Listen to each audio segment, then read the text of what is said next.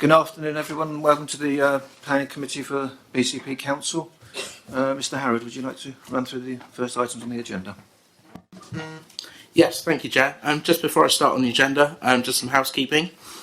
Please note this meeting is being audio recorded by the Council for the purposes of publishing on the Council website in due course. Please could I therefore remind councillors and officers to use their microphones when speaking. The meeting may also be audio recorded and or filmed live or for subsequent broadcast by members of the public, although the Chairman does have ultimate discretion and may hold any recording or broadcast should he feel that this is disrupting proceedings. Please note this meeting room is fitted with an induction loop for the benefit of hearing aid users. Hearing aids should be switched to the T setting. There are no scheduled fire alarm tests. If the fire alarm does go off, please leave through the emergency exit at the back of the room and assemble at the front of the building by the public toilets. And finally, please could all mobile phones be turned off or switched to the silent setting for the duration of the meeting. Thank you. So that takes us to agenda item 1, which is apologies. I have received apologies today from Councillor David Kelsey. Moving on to substitute members, agenda item 2. Substituting for Councillor Kelsey today is Councillor Mike Green. Declarations of interest. Do any members have any declarations of interest in items appearing on the agenda? Yes, I've had a letter from someone that I'm a member of the sailing club about this application. He's got a business at the beginning of Fair Mile, and it just goes through the site. And he sent a letter in, but he hasn't talked to me about it, but I do know him. And also, there's an engineering firm just inside the site, and he is a member of this council, and he hasn't talked to me about this site at all. Thank you. Thank you. So agenda item 4. Oops, my apologies. It's probably overkill, but my engineering firm uses that engineering firm for subcontracting, but I have not spoken to him about it either. Okay. No one else indicating to speak. Agenda item 4, confirmation of minutes. Are members happy to confirm the minutes of the last meeting as a correct record? Okay.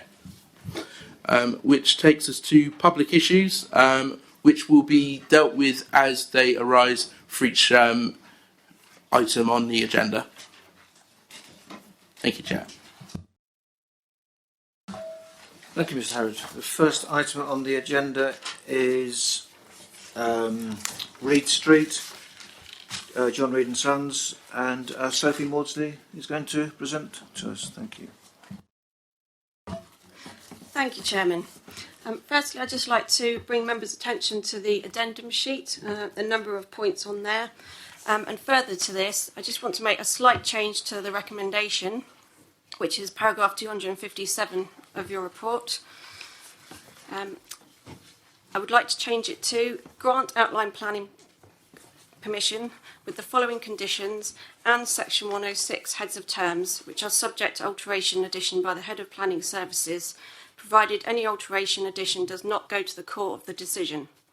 This is just to give the Council a little bit more flexibility from a legal perspective in securing all the terms that are set out in that paragraph. And also, which I'll touch on later in the report, point 5, as well as to deliver a pedestrian crossing, this should read to deliver a pedestrian crossing and or alternative improved pedestrian environment.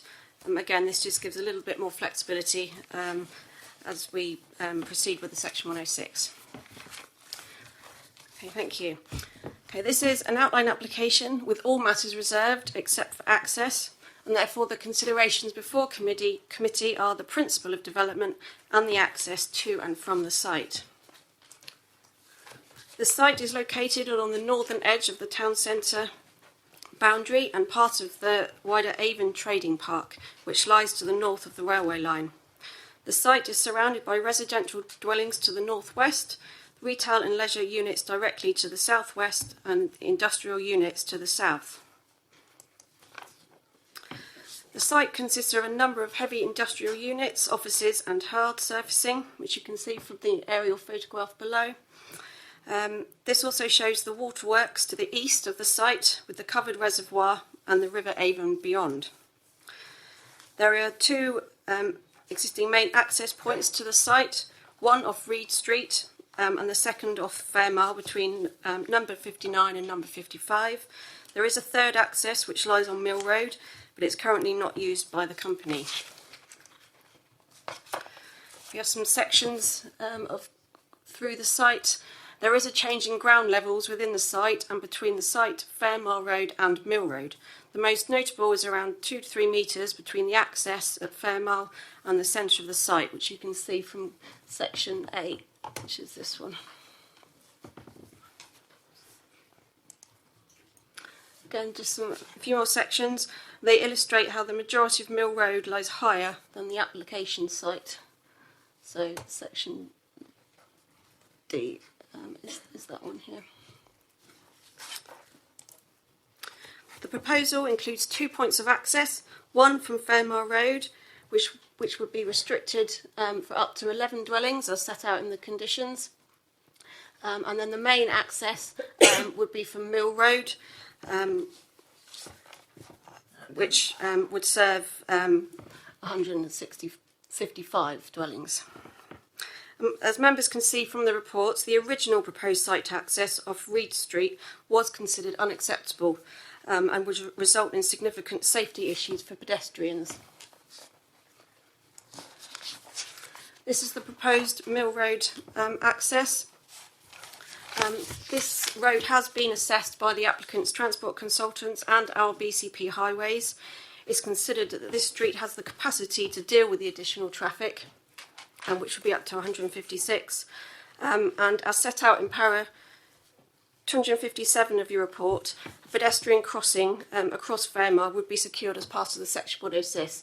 This would be to assist pedestrians accessing the other side, which leads to a number of schools. This is the indicative internal layout. As mentioned previously, we would not be approving this layout as part of the application. However, it does indicate how the development could be accommodated on the site. It's clearly recognised that this is a high-density development. However, the MPPF and policy LN2 advise on making efficient use of land, in particular in town centre locations. Indicative sketch of a possible street scene.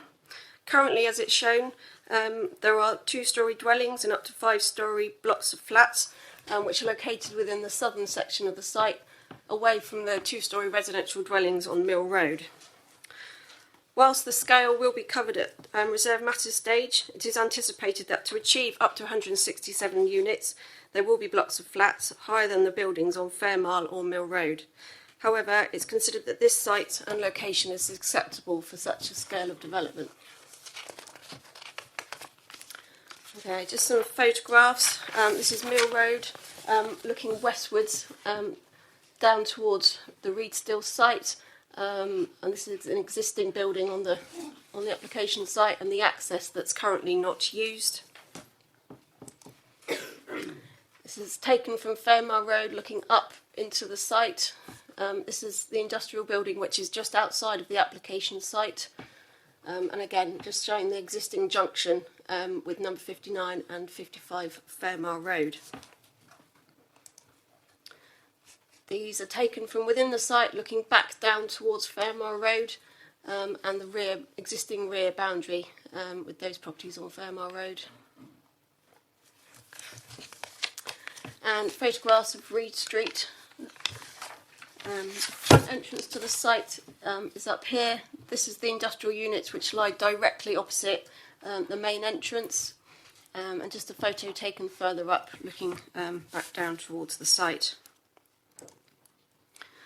Then a few more from inside the site, and again one of the main entrances, the pedestrian entrance into it. And these two photos here are showing the existing access that's shut off onto Mill Road. So these are the residential dwellings on Mill Road, and the proposed access would be within this location.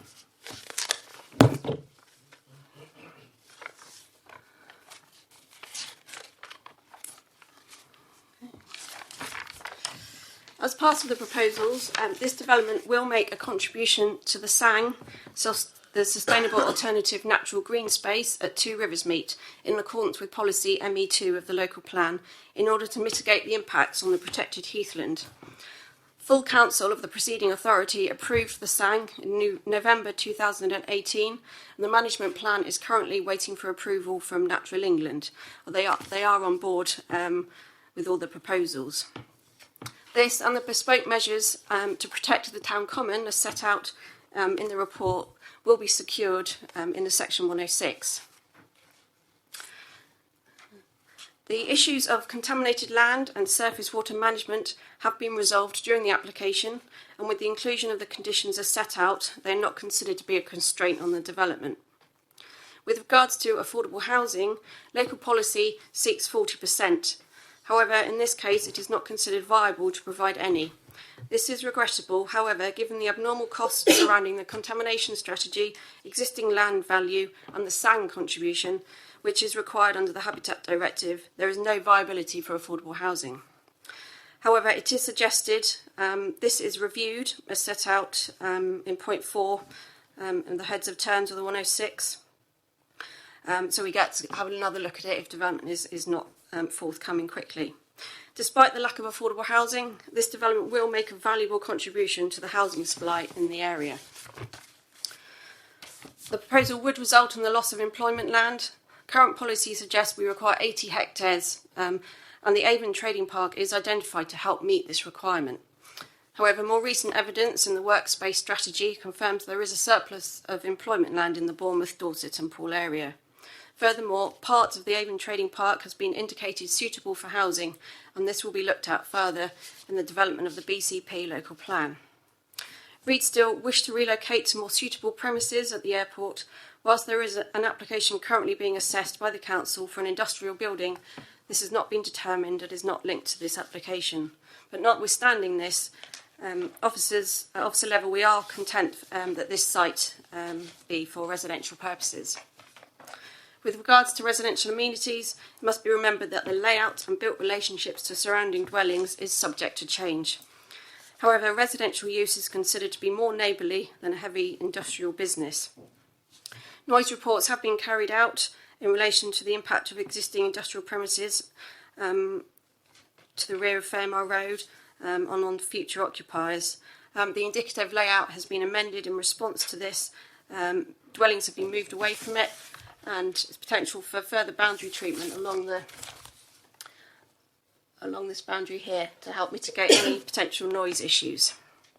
In conclusion, having regard to the lack of the 5-year housing land supply, the provision of up to 167 dwellings in a sustainable location outweighs the lack of affordable housing and the change in traffic flows along Mill Road.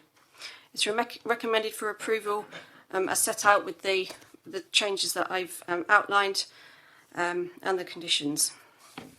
Thank you, Chairman. Thank you, Ms Horsley. We have Peter Fenning for an objection. Would you like to come forward? You have 5 minutes to present, and Mr Harrod will tell you when you've got 30 seconds left. So, yeah. Thank you.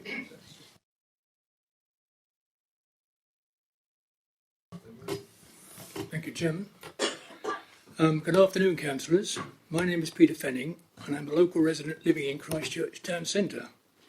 I'm speaking on behalf of Susan Solomon, who has objected to this application, but for business reasons cannot attend this meeting herself. Her comments are: 1. This application makes no provision for any affordable housing in a development of 167 units.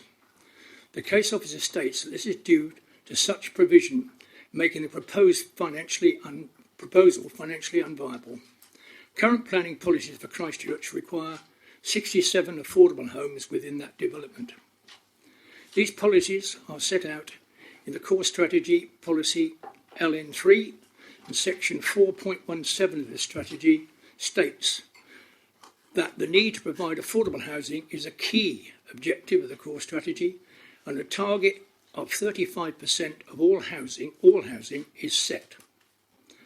Christchurch Town Council has raised objections to this application, stating that the proposal for no affordable housing is contrary to core strategy policies LN1 and LN3.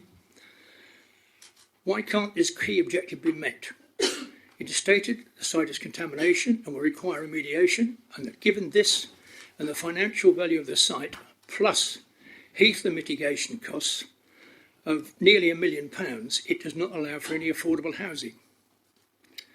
The cost of heathlands mitigation involves the establishment of a SANG, suitable alternative natural green space, which is located 1.8 kilometres from the Reed site in an area known as Stampit Meadows, or Two Rivers Meets Meadows, a former council golf course. The costing of this site has been done by the council's Community and Open Spaces section, but appears to have never been accepted by any council committee, either the former Christchurch Council or BCP. A figure of about 400,000 was being mentioned informally about a year ago, not this massive sum as requested now. This is a huge cost and must be subjected to further and detailed financial and nature content oversight. Natural England SANG guidelines are published, and this site does not comply. There is a further requirement for open space at the Reed site.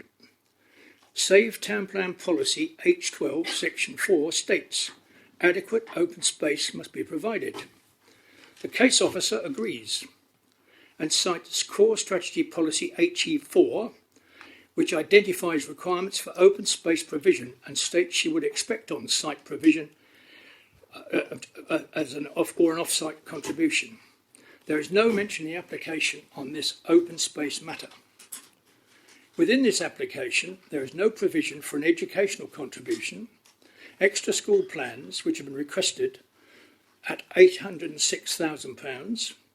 Additionally, Bournemouth and Christchurch Hospitals Trust has requested a sum of £168,000.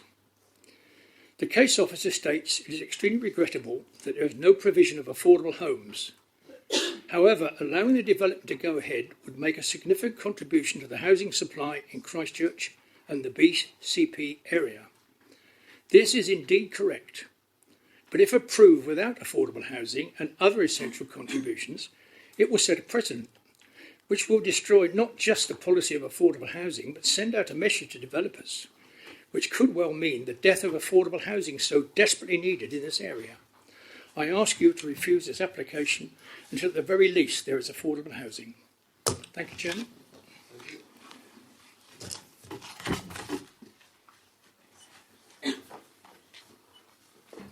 And Mr. Park, speaking for the applicant. Thank you.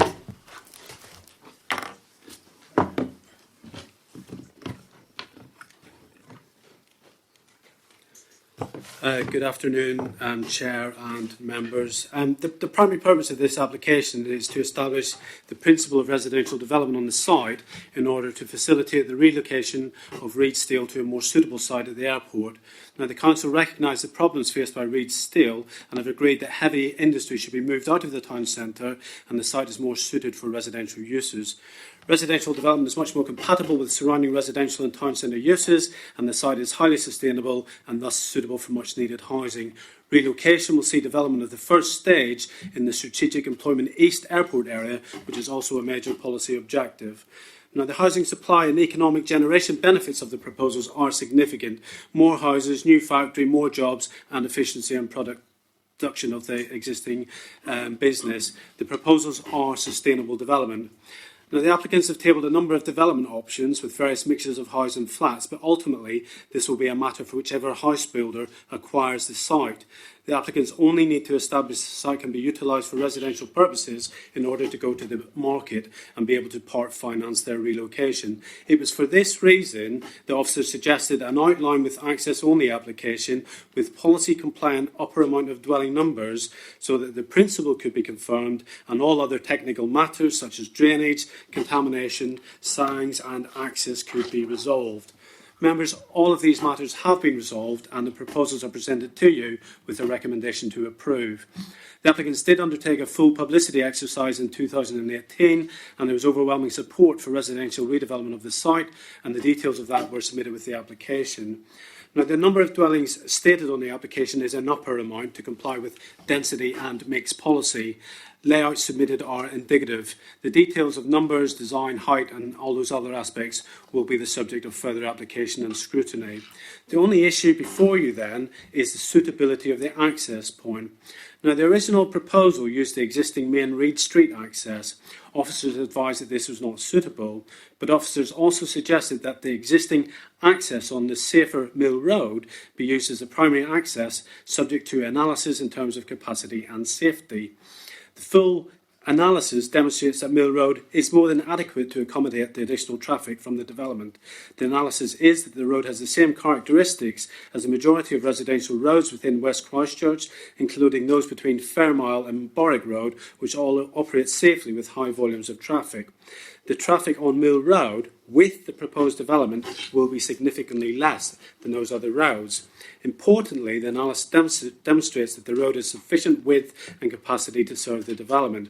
The analysis has been verified and accepted by your officers, and indeed it was their helpful suggestion for us to explore Mill Road as the primary access point. Now, we understand that residents in Mill Road may not wish additional traffic in the street. However, that is not the determinative issue. The issue is whether or not the road can safely accommodate the additional traffic, and the clear professional analysis is that the road is suitable. The proposed access arrangements before you are therefore acceptable. The proposals will provide an additional signal crossing in Fairmile, close to the junction of Mill Road, which will connect the site with the schools further to the north. So, members, the benefits of these proposals are huge, and while neighbour concerns are noted, the redevelopment of the site is essential for the future success of this local business and for the wider public interest in terms of town centre regeneration, housing supply, boosting the local economy and compatibility of neighbouring uses and uses within the town centre area generally.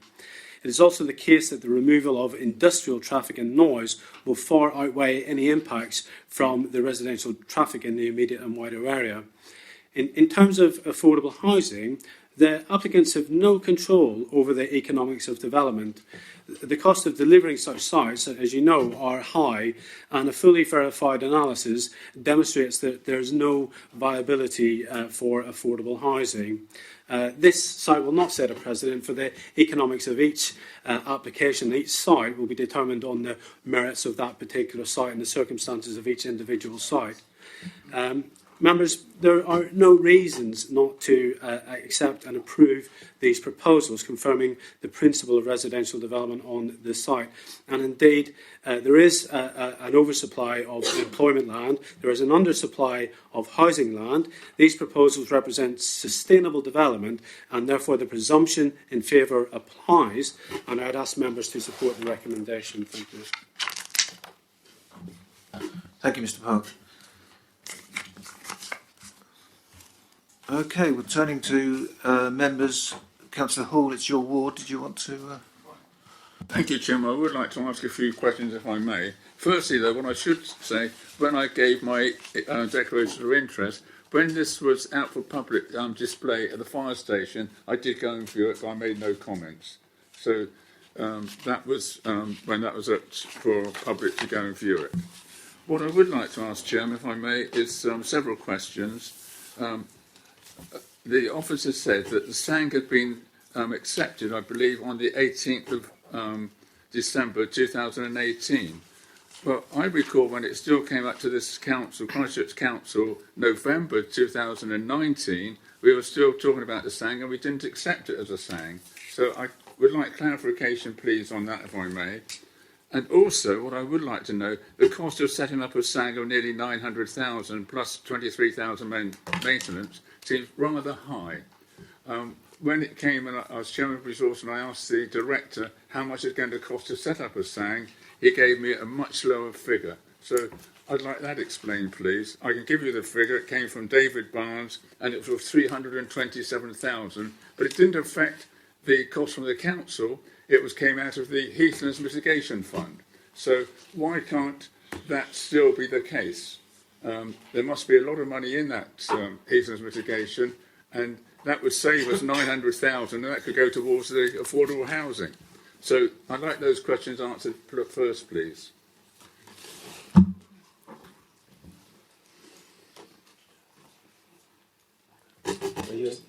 Just checking.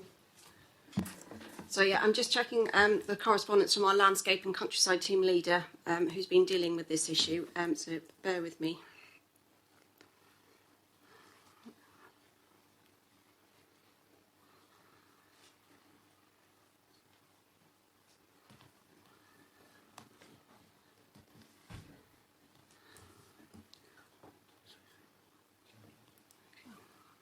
That's right. So yeah, I can just read some information from Mr. Ottaway. The report to the Community Committee on the 23rd of January 2019 was the third one, which referred to the creation of a new park comprising areas of existing open space and the pitch and putt golfing facility and in front of Two Rivers Meet. The first report went to the Community Committee on 21st of November 2018 and outlined the case for repurposing the golfing area and designating it a SANG. This was endorsed and referred to full council on the 11th of December 2018. The second report went to full council. Again, they agreed the recommendation of the Community Committee regarding the use of the space as a new park with SANG designation. Then a third report went to the Community Committee on the 23rd of January 2019 with the advice that planning permission was not required for a change of use, but the council could secure the park and its SANG status by agreeing a binding management agreement with Natural England, and that's the plan which is currently with Natural England. We're just waiting for them to confirm everything is satisfactory. In terms of all the figures, these are being calculated by the Community and Open Spaces Department, and that's what we've based the contribution on. Thank you. Thank you. Thank you, Officer, very much, Chairman, for those answers. But as I remember, and it's very clear, when it did come back to the council, we didn't approve as councillors, although Natural England were probably supporting it. But it wasn't decided by the council, as far as I'm aware. What I would like to stress is I think this point about sandpit mast being used in this case is more than 400 metres, and the Natural England's own research states the persons are unwilling to walk more than 400 metres to a heathland. So it does seem rather strange when you're going to be almost 1.8 miles away from the site that you're using this one. It does seem strange. What I would like to ask the officer, because the price seemed very high, what was the site used for before Reeds built a factory on that yard? Sorry, I couldn't answer you that. They've been there for a significant amount of time, since 1919, I understand. Used to be the railway sidings, I believe.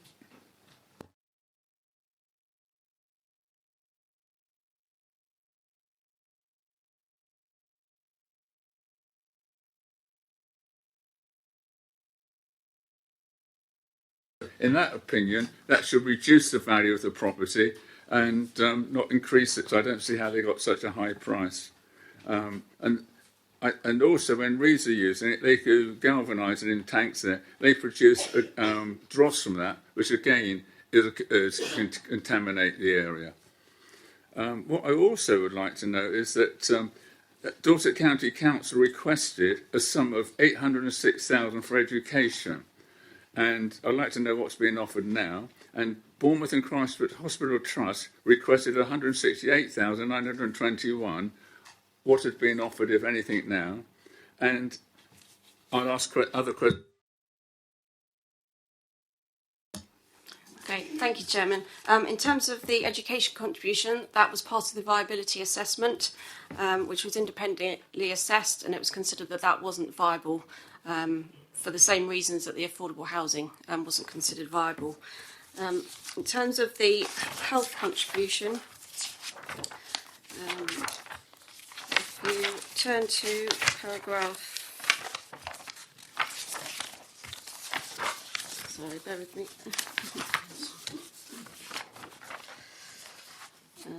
198 onwards and 201, discusses the health contribution that's being requested. BCP have taken a view that there's no established local plan policy or SPD seeking these forms of contributions towards health infrastructure. Notwithstanding this, there would be no viability for providing any financial contribution. Planning policy have confirmed that the improvement in health infrastructure is important in the local area, and this will be addressed as part of the preparation of the BCP local plan. It's understood that the government is currently drafting a strategy for NHS funding. However, at this time, it's not considered reasonable to try and secure a contribution for the health infrastructure.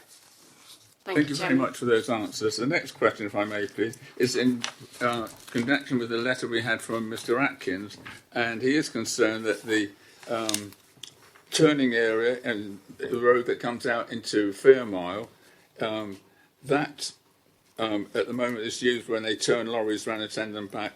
Will you tell me what the width of that road is, and will there still be a turning place? And the other thing, dealing with this site, the established rights of way seem to be encroached upon. Can you inform me what the situation is, please? Okay, yeah, so the rights of access along that will be a private civil matter between the owners and occupiers. I'm going to refer to Lee Smith, our transport engineer. And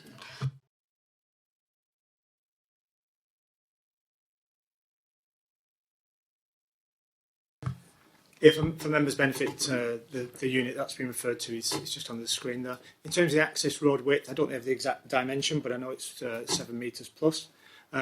I think, as alluded to in the presentation, this is a proposal that is for access only. So in terms of the detailed layout within the site, that is going to be sorted on out of reserve matters. I'm aware of Mr Atkins' concerns, and we're satisfied that a safe pedestrian route through there, plus turning facilities for that unit, can be accommodated when we come to the detailed design of the scheme, being aware of Mr Atkins' operation of his business in the area. But that doesn't protect the present route that the owner now has. Bob Atkins and his firm, they won't have the turning space, and it could encroach on their property. That shouldn't be, surely. I think, well, in terms of his access rights, as Sophie's referred, his rights of access are a private issue. In terms of the ability to manoeuvre his vehicles, as I said, within the detailed layout that will come forward, we will look at what turning movements are required adjacent to that unit, and we can accommodate that in whatever road layout comes forward in the future. But at the moment, we haven't got a road layout proposed in that area, so we haven't got a turning head that we can discuss and whether it's the right size. But once that comes forward as part of reserve matters, we can look at the size of the turning head and the vehicles that would be using it to make sure it's the right size to accommodate the vehicle movements. Thank you very much. And may I ask a final question, if I may? Natural England wants, with the SANG installed, and I'm still not sure about that, a further town sign at Town Common. Would they be temporary or permanent? Because even to get to Town Common, it's a good 3/4 of a mile. And also, what I would like to find out, Christchurch Town Council made several objections to this proposal, including harm to the integrity of the Habitats Directive, ME1, and the core strategy. And I'd like to ask, have you managed to address these concerns? Thank you. okay, yeah, in terms of the measures at Town Common, this, alongside the SANG, is proposed to mitigate the impacts on the protected heathland. And you'll see in point 3 of the recommendation the 3 things that they would like to see at Town Common. This, again, was put forward by Natural England. The applicant is willing to sign up to those things, and those 2 things are considered to protect the protected heathlands under the Habitats Directive. An appropriate assessment has been underdone by BCP as the competent authority, and we're satisfied that those 2 things are secured in the Section 106 are satisfactory. Thank you. Thank you very much. Councillor Bartlett. Thank you, Chair. I've got 2 questions. The first one relates to affordable housing.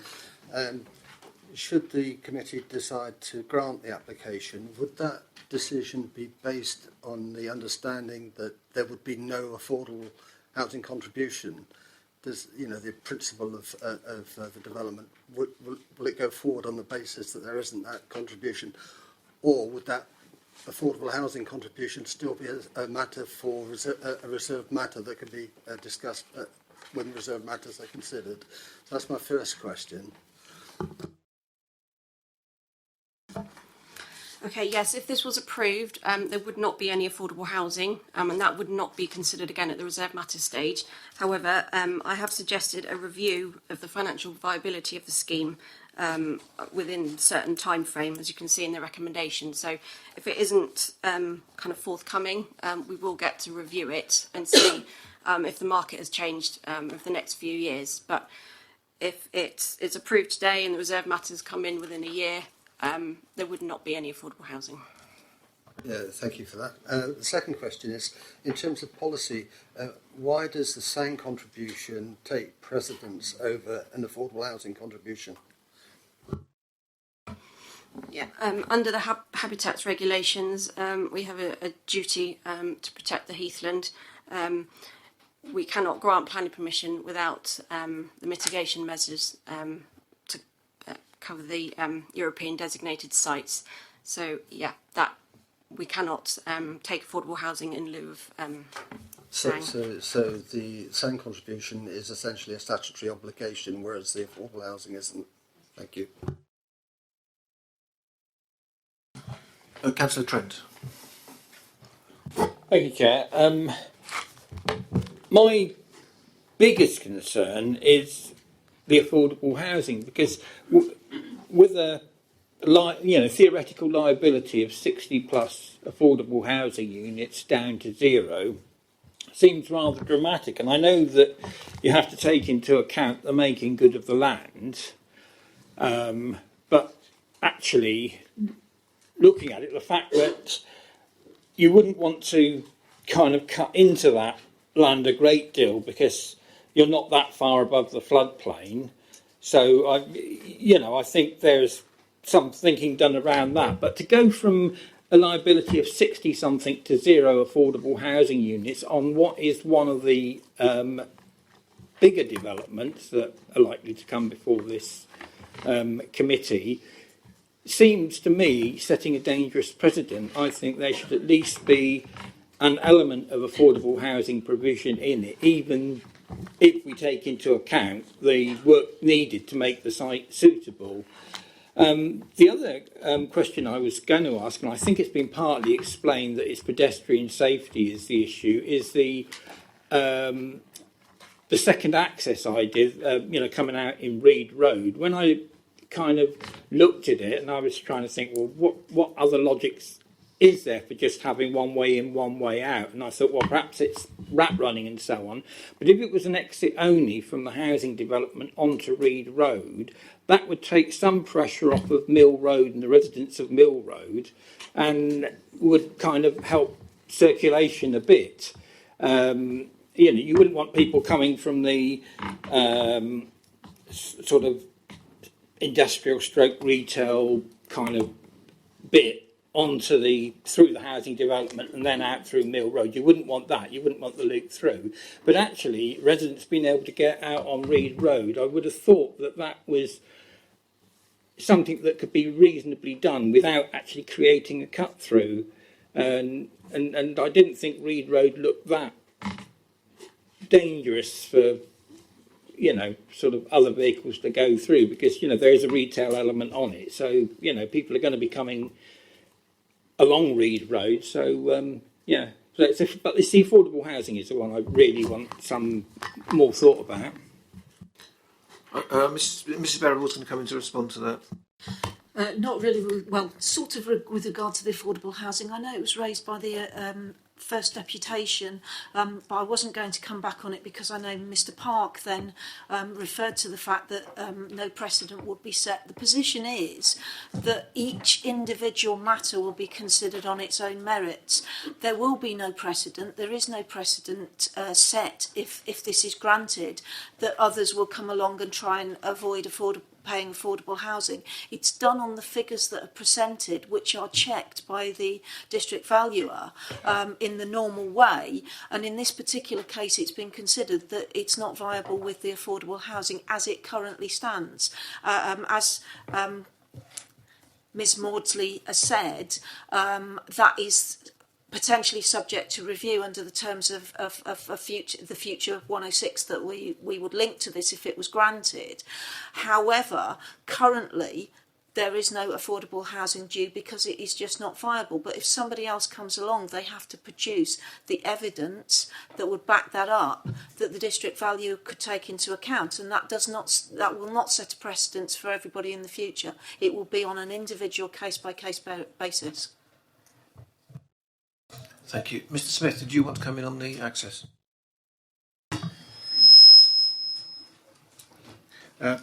Well, first of all, in terms of what members are considering today, there is no access from Reed Street as part of this proposal. So obviously we've got the two accesses. But just to give you a little bit of background to the Reed Street access, which is, I think you're referring to Reed Road, Council, but it's actually Reed Street, which is the bottom road there. The access along that road, it's not actually adopted highway Reed Street. The issue isn't principally vehicles along it, it's about pedestrian movers, in particular children. You know, if this proposal got approved, it's a significant number of family homes. The bottom section of Reed Street, well actually, when you're driving off Fairmile Road, only about the first 100 metres is adopted. Then you travel along Reed Street.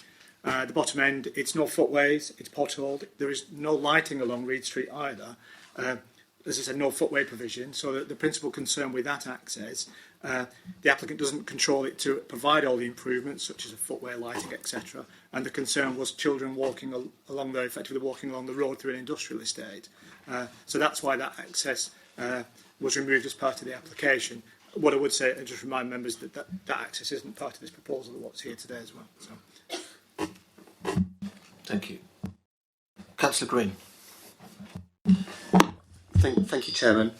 I'd also like to concentrate on the contributions, if I may.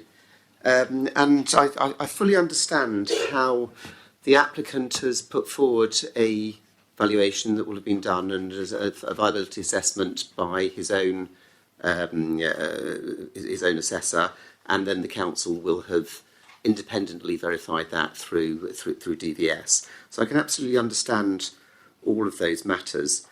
However, even before starting to sort of dig into this, I sort of look at it and think, well, here we've got what is effectively a flat site, and we've got a massive site. You have a 2 to 3 metre, potentially 2 to 3 metre rise or fall over the course of this whole site. So you've got pretty much a flat site with relatively minor demolition costs, higher density than would be expected elsewhere. And it just seems to me that if nowhere is viable, if this place isn't viable for affordable housing, then where possibly will be? Because this seems to be, with one exception, a relatively easy development. That one exception is, of course, the cost of the remedial measures for the contaminated land. And I would imagine that the element of that will have been very considerable when looking either at the residual land value that goes into the calculations for affordability, viability, and indeed for the just that pure amount of cost is likely to have been a significant element in reducing down the viability. Ms Maudsley spoke about the opportunity, or said potentially, to be able to effectively rerun those calculations at some stage in the future, possibly 2 years if development hasn't started at that stage, or, and I think there's a second way, 5.5 years for the date of commitment if it's not been completed within that time. Now, I believe elsewhere in the country that there are potentials for an automatic revaluation for viability assessments, which are not dependent on whether development has begun or whether development has been completed. Because it seems to me that this particular item of remedial work for the contaminated land is going to be so significant that it could turn out indeed that they have to spend millions and millions and millions and there is no viability left for affordable housing. It could also turn out that the contamination is less severe than hoped for or than feared, and that there would be a much greater opportunity for those contributions to be made according to that. So, and if you don't mind, I have a couple more questions, but if I could maybe just ask the first one, can we not condition this so that there is an automatic series of revaluations done to discover during the build and during the development whether there is the capability of the scheme to offer affordable housing and potentially other contributions as well? So if I could ask that one first, that would be great. Thank you, Councillor Green. I'm not overly familiar with those automatic reviews that you reference. What you would normally expect to see is some sorts of triggers like you've got in the recommendation. They seem to me to be reasonable and fair. They set certain parameters which encourage the applicant to do the development if they get planning permission. And that obviously if they don't implement their consent, if they get consent within that reasonable period of time, then the clauses, the triggers that have been suggested in the recommendation will allow that further review. That's not an uncommon approach, and it's certainly an approach that we've used previously. Maybe sometimes we've required them to build to sort of shell and core within a certain period of time from commencement, but you've got to be mindful of the scale of the development here. So those measures that are put out seem fairly reasonable. I just got to bring in Mrs. Barrable before you carry on. Thank you, Chairman. I was just going to add to that the fact that recently I was requested to put something to do, not an automatic, but a time limit just purely linked to the grant of planning permission as opposed to any kind of implementation or commencement or particular provisions that it had got to. And my response to that was, I think that's unfair on the developer, because if the developer after 6 months decides that he's never going to implement that permission, why should he have to then do another viability assessment at a particular point, even if he's never, he's decided he's never going to do it? So yeah, I agree entirely with what Simon's just said, and would resist any kind of sort of like automatic that referred purely to a planning permission. If it's okay, Chairman, can I just continue on that one and then come back to my other two questions that I have? Could a trigger not be included where once the extent of the remedial works have been established, or once quotes have been firm quotes have been agreed for the remedial works for the contaminated land? It just seems to me that in this particular case, it's likely to be such a significant element of the calculation, and one which could go wildly up or down, that would be fair to both sides, really, both the borough to be receiving affordable housing and the applicant who would be required to give contributions in any case, even if it turned out to be genuinely unviable because of the degree of contamination. And I would just look to see whether there is a way of doing that. It's unfortunate that the bare bones of the DVS valuation are not made available to those who are making the decision as to whether this goes forward or not. But I can understand the confidentiality involved in that. But is that possible to have that sort of trigger? I'm not trying to put it in place here now. And then I do have some less related questions.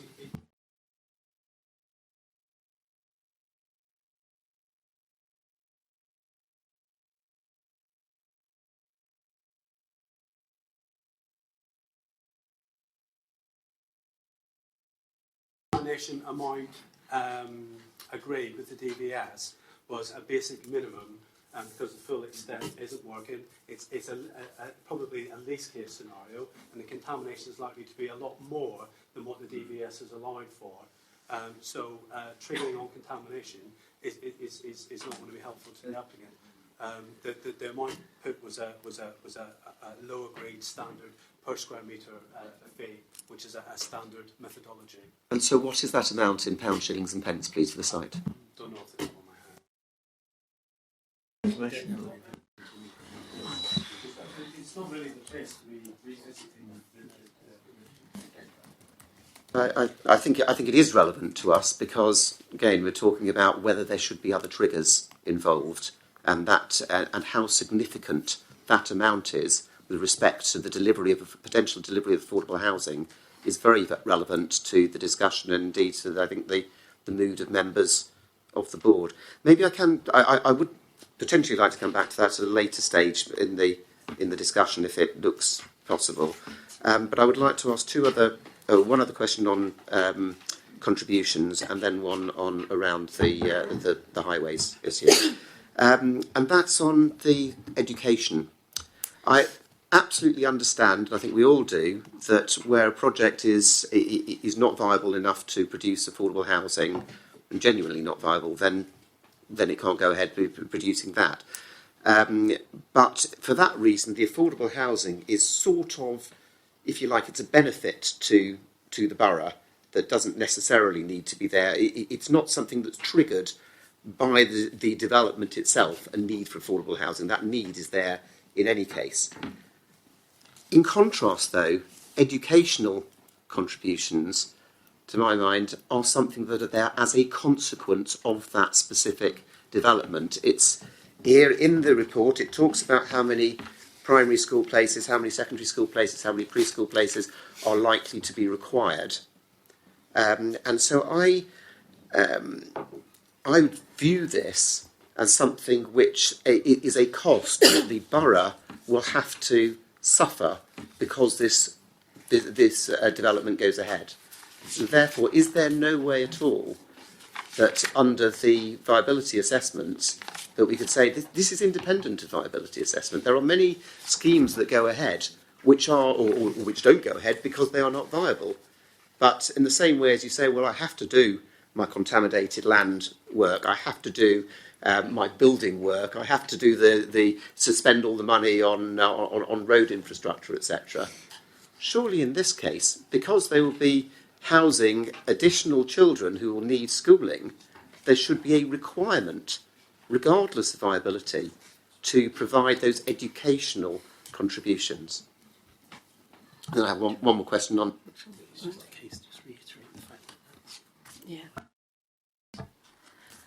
Yeah, I mean, education contribution is the same as affordable housing. I'd say covered by policy LN7 in our local plan would be the same as the affordable housing.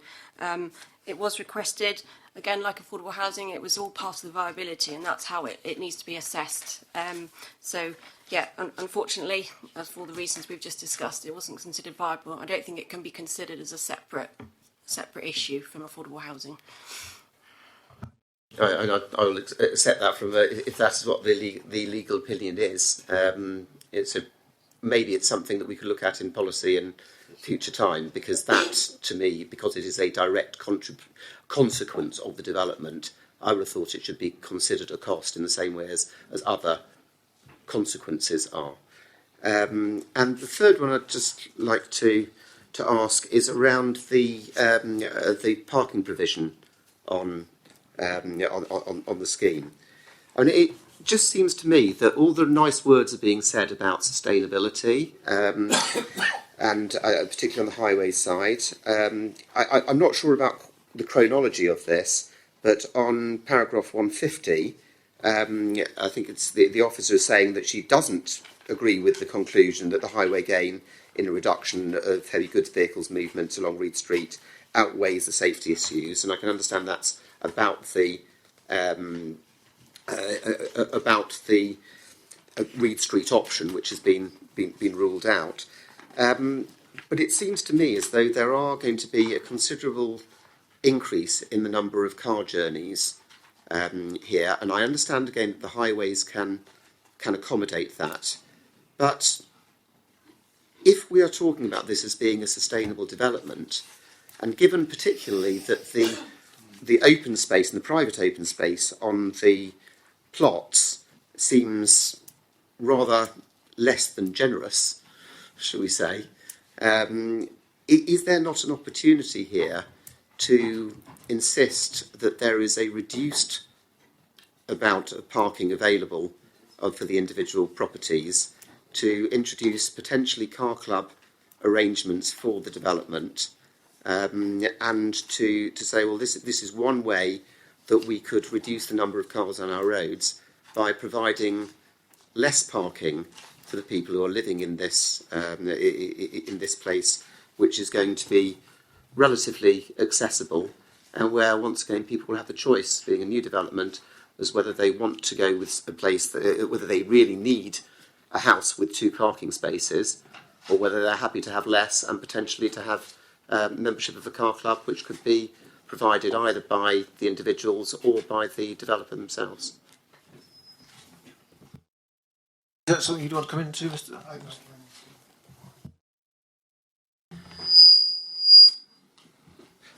Condition 4 refers to the development having to comply with the parking guidance, and it refers to the current parking guidance or whatever is adopted in the future.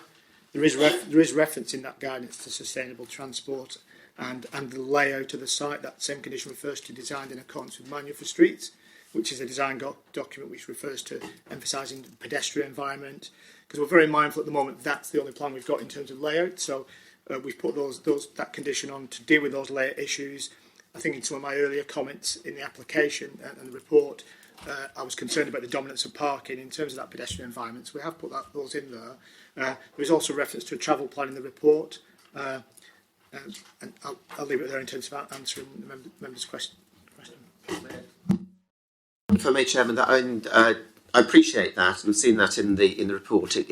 To me, not only is it a bit of a missed opportunity, but I think it's a little bit weak. I think we have an opportunity here, one which actually most developers would be very, very pleased to see, not to have to conform with the parking requirements that the council has, which are pretty onerous and are very much in conflict with our sustainability and our climate and ecological emergency position as a council. And I would like to see whether, at the very least, an informative could be put in which says that the council would welcome the discussion on having reduced parking requirements to be satisfied by car club arrangements, which would allow for a suitable number of car journeys.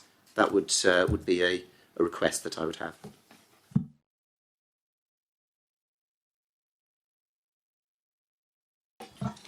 Thank you, Councillor Green. Obviously, this is the outline application, so the sort of the devil is more in the detail with the reserve matters application. If this is approved, there may be some merit in exploring an element of reduced parking, but obviously, clearly, we'd have to liaise with highway officers on that, and that may also then start to address some of the other comments that Sophie's raised in her report about the landscaping of the development as well.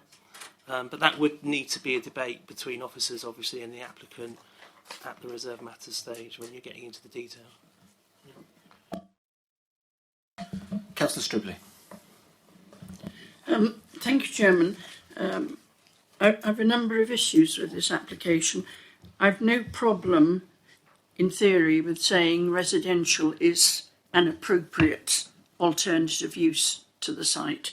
Clearly, it's close to the town centre. It's got residential around and close to it. So I don't have a problem with that.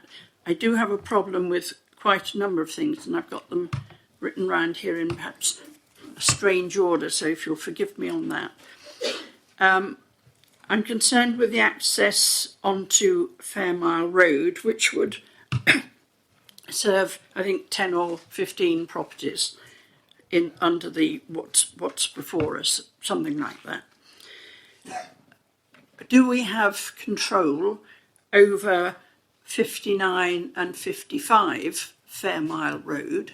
Because if we don't, they could both put up 2-metre fencing, and then you would have a very narrow driveway coming to the back edge of the footpath with quite a number of vehicles entering and leaving, and absolutely no sight line at all, certainly to the east. Now, at the moment, there is no fencing in front of 59, and it's a relatively low fence along the side of 55. But I don't know if there is any control over that whatsoever.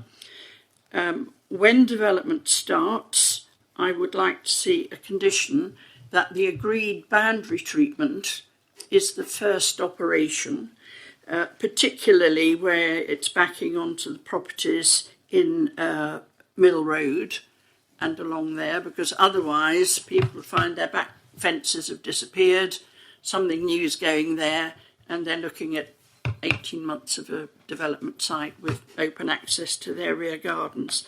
And we've certainly done that in the past in Poole, where you have things like that, insisting that the boundary treatment or part of the boundary treatment is the first operation in effect on the site to protect the existing residents as well as the development itself. I appreciate the end of Reed Street is currently unadopted, but Reed Street is currently serving just one large retail unit and a small business park. And it will have some heavy lorries going into the Reed site as well. I find it difficult to understand why a developer of this site could not pay for the adoption of the end of that road. It must be in council ownership. Perhaps there is some explanation that is beyond me, but I don't see why at least a footpath, because that route would be very much the shortest route for residents on that southern part of the site to go to walk into the town centre. We're told it's housing and flats up to 5 stories. Is there anything 5 stories in the area? I'm a bit concerned to hear that in passing. As far as I could see, it was all 2-bedroom properties and 3-storey on the main road and a block of flats on the corner of Reed Street. But perhaps the height at the rear of the site is not so important, but I think that needs to be looked at. I accept that there has to be a statutory payment to a SANG, and we're talking about sustainability and natural habitat and all the rest, but in the mention of it, I heard talk of a park and a pitch and putt site 1.5 miles away. What pitch and putt has got to do with open space and nature and so on, I'm not quite certain. But maybe that's some reason for the apparently inflated cost of the put towards the contribution towards the SANG. Personally, this is virtually a level site. Once cleared, it will be extremely easy in technical terms to develop it. There may be some contamination. That contamination might be considerable. Again, we've dealt with such sites in Poole. The Pitwine site on the old gasworks site was heavily contaminated. It had to be completely covered with gravel up to a certain height and then up to 2 metres of topsoil put on top of it. But it's not necessarily that expensive to deal with, and if the part of the site is considered contaminated, rather like Pitwines in Poole, there was a condition, which is on all the properties, that no vegetables shall be grown in the ground in the gardens of those properties. So if you want to grow vegetables, you've got to put in a raised bed or whatever, because the potential of the contaminant coming into the vegetable, if it's under the lawn, frankly, it doesn't matter. It's going to stay there. But, you know, if you're putting your parsnips or your potatoes in, then of course you could be moving the contaminants into the food chain, which could be dangerous. I believe the constraint, the financial constraint, I cannot believe that a site with 167, up to 167 homes, that will be over 300 residents, actually up to 500 or 600 if you count in the children that are likely to be there at a time. With 2 residents to a property, on average you've got well over 300, and then you add the children, you're looking at 500-600 people there. For no contribution to affordable housing, I personally think we won't get it anywhere in the conurbation if we don't accept it here. And I think the constraints on affordable housing are due to the financial ambitions of the current owners. Because we've heard once the they get a permission, then they'll go and market it and see what they can get for the site. Now, plainly, they have a very good business there. It's been running for 20 or 30 years or more. They want to move elsewhere. They're hoping perhaps to finance the whole of that out of the profits from this site. Maybe that's what they wish to do. Maybe that's what they can do and more. But I do think that for this one, and I don't always have total support for affordable housing, this one I think is totally unacceptable, not to say affordable housing can go in there. And I think that's...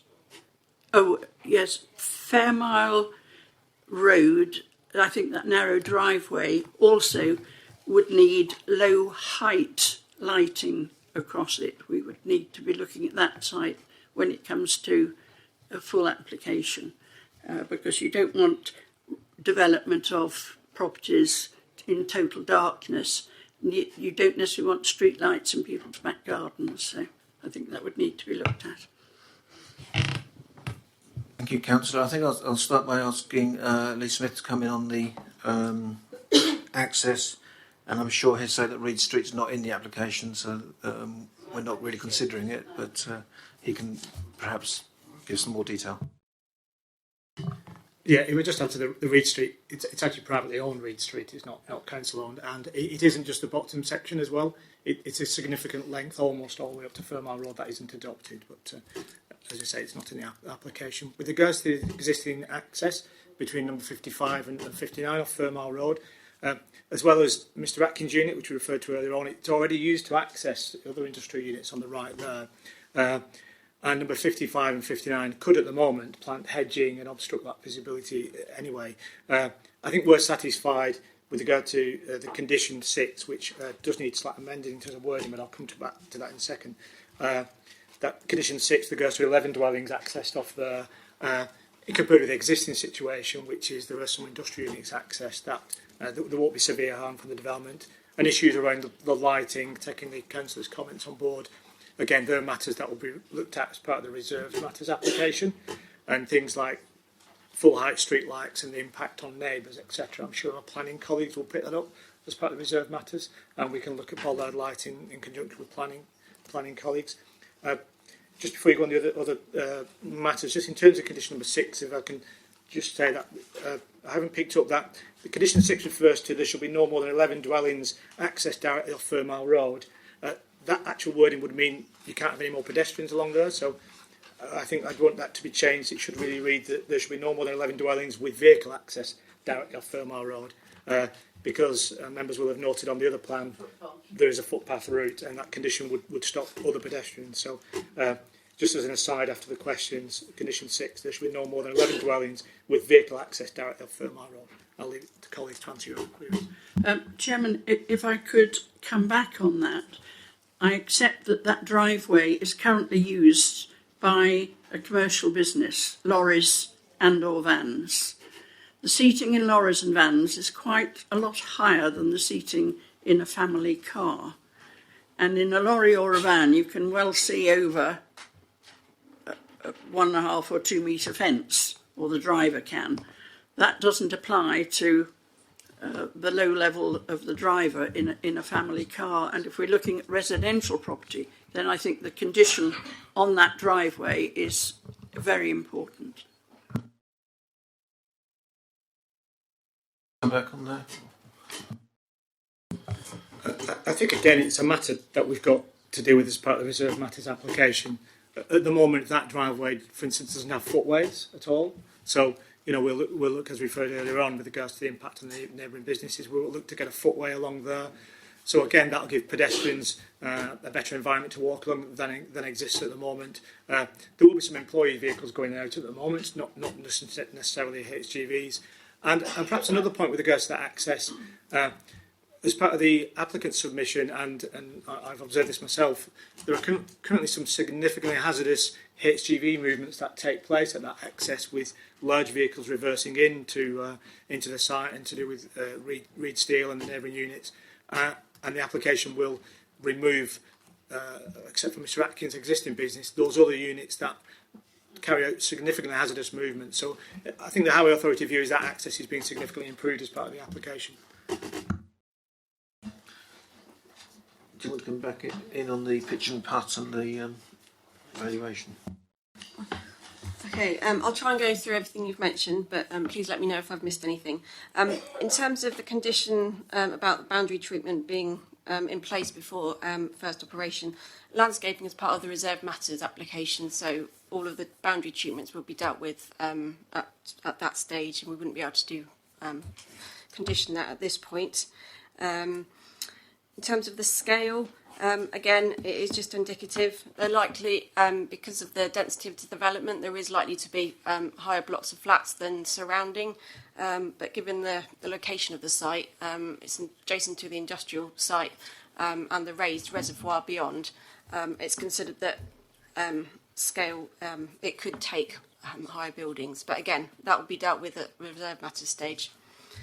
In terms of the sang and the pitch and putt, that was just reference to what was on the site at Two Rivers Meet. It was part of the golf course, pitch and putt, and now that will form part of the wider sang behind these offices. Also, it's worth mentioning that the sang doesn't have to be on the doorstep of the development. It can't be provided on site. It's a constrained site, so it wouldn't be appropriate to provide it. But there's nothing to say that it has to be right on the doorstep. They're providing a significant contribution to its maintenance and management, and that's considered to be sufficient. In terms of the contamination and restricting growing of vegetables, as part of the documentation, a potential remediation is putting a membrane down and then additional topsoil. So I wouldn't suggest that kind of condition would be suitable, because it's probable that you'd be able to grow vegetables without hitting any lower level contamination. I think that's covered everything. With respect, Chairman, in Poole we had a 2 metre top fill because that does subside, and there was still a condition because contamination can percolate up through ground as well as down, but it would depend on the type of and the level of contamination, of course. Can I just come back? Yeah, obviously we've got a condition asking for a remediation strategy, so depending on what is found, that will all be tied up within that, and we've secured that as part of this consent. Councillor Hilliard. Thank you, Chairman. Just a couple of questions on, in respect of the consultees relating to flood, noise, contamination, etc. So these outstanding issues are deferred as conditions reserved for reserved matters. How in practice are these monitored? Because in particular noise, it's quite a key part for approving the application. Is it officer delegated and that's how it works? Thank you.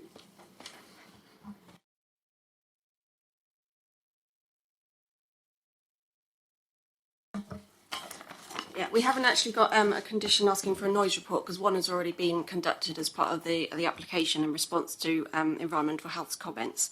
There was found to be some noise between the existing 2 industrial buildings, well, particularly this one, and that's why the indicative layout was amended during the application, just to improve the buffer between this building and the new dwellings. The applicant has suggested that further boundary treatment, like a wall or something, is erected along here to further mitigate the noise impacts. But again, the layout and that relationship will be dealt with at reserve matters stage. Okay. Councillor Johnson. Thank you, Chairman. Looking at this, I think this is a report and an application that gives us a really good chance to make good of brown sites on which there has been a very successful business that now wants to relocate. I think that there's been a lot of conjecture here about the possible costs of rectifying the contamination in the land and therefore its impact on the affordable housing contributions.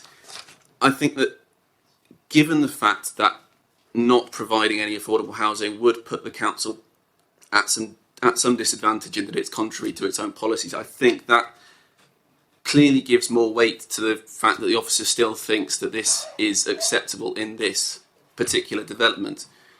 The fact that it's been assessed as such that it would not be financially viable shows that it's been very thoroughly thought about, and the benefits of creating a very nice, very pleasant residential area here in place of a commercial site shows that this is a very good chance, and that the fact that it may or may not cost quite so much to eliminate any contamination, I think is not a particularly wise way of considering this application. The fact is that if it's been assessed and it has not been found to be financially viable now, it's not going to change in the future, and it's only going to get more expensive. If it remains a commercial site, it's going to get contaminated even more. So I think this is a prime opportunity to approve this application. Yes, it's a shame there will be no affordable housing, but in the future, if it ever is redeveloped, it will mean that the site will already have been decontaminated. It will be far more suitable, and in the future, should we need to, I think it would be a perfect site for it. But at the moment, it's just not financially viable as it has been laid out in here to request this contribution from them, and therefore I think we've just got to accept that as basic fact. Thank you. Thank you, Councillor. Councillor Lepoivre. Thank you, Chairman. I've got two different points, both of which have been touched on already, but I'm coming at it from maybe a slightly different angle. First of all, the school places and the contribution for that. Councillor Stribley was talking as if there could be 100 or 200 children, yet we're told about 30 in paragraph 103. In 167 housing, which seems remarkably low figures to me. It did long before Councillor Stribley spoke, but she emphasises the same point in a way. And allied to that, should, when it comes to the full application, the mix of housing be different, in other words, if there were, say, more family housing, more 3-bed, and therefore more children, is this contribution of 806,000 a fixed sum, or would that be open to increase in different circumstances? So that's my first question.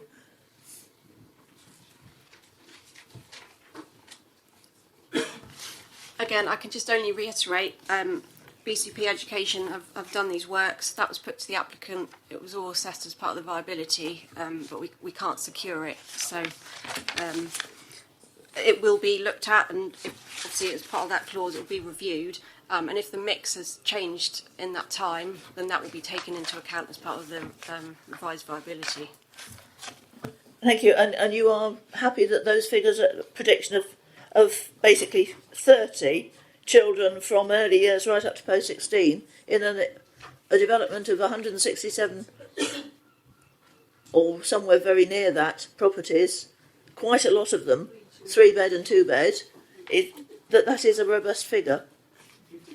All I can say is this has come from my colleagues in the BCP Education department, so I'm not going to query that now. Yeah. That's what came through from them.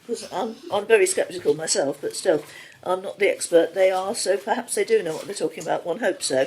The other question is to do with the access, particularly the pedestrian access. So I'm very glad to hear from Mr. Smith that the Reeds and the Fairmile access will be for pedestrians, and that I'm convinced that needs to be pedestrians from the whole development, because we're talking about it being sustainable and near the town centre, near the station, everything. It's perverse to be actually making the main access at the furthest point from the town centre. So if that, as well as being the vehicular access, which I appreciate it probably has to be, but if pedestrians were also forced to go that way, it's adding a terrific distance if they want to get down into the town centre. Whereas if they can at least come out onto Fairmile Road, that shortens the distance quite a bit. Reed Street will probably be even better, but I accept that's probably not feasible. So can I have confirmation that you are talking about pedestrian access available to the whole number of residents onto Fairmile? Not just a limited number or certain properties? Yeah, just come back to Council's comments on that. If again, it's still indicative layout, but yeah, we mindful of the routes to the schools nearby, and we'll be insisting that route is a pedestrian route through there. I think if you look at the indicative layout there and the access between those, that's actually a road through there, and it's similar colour green to the gardens, but it's actually a road through, and then there is a grey path, and it is our intention that is pedestrian cycle route. Hence my suggesting of changing the wording of that condition to ensure it is available for pedestrians to use. Thank you. I have seen it, and I realise the layout, but it needs to be for use of all residents, not just whatever limited number was originally talked about. Thank you.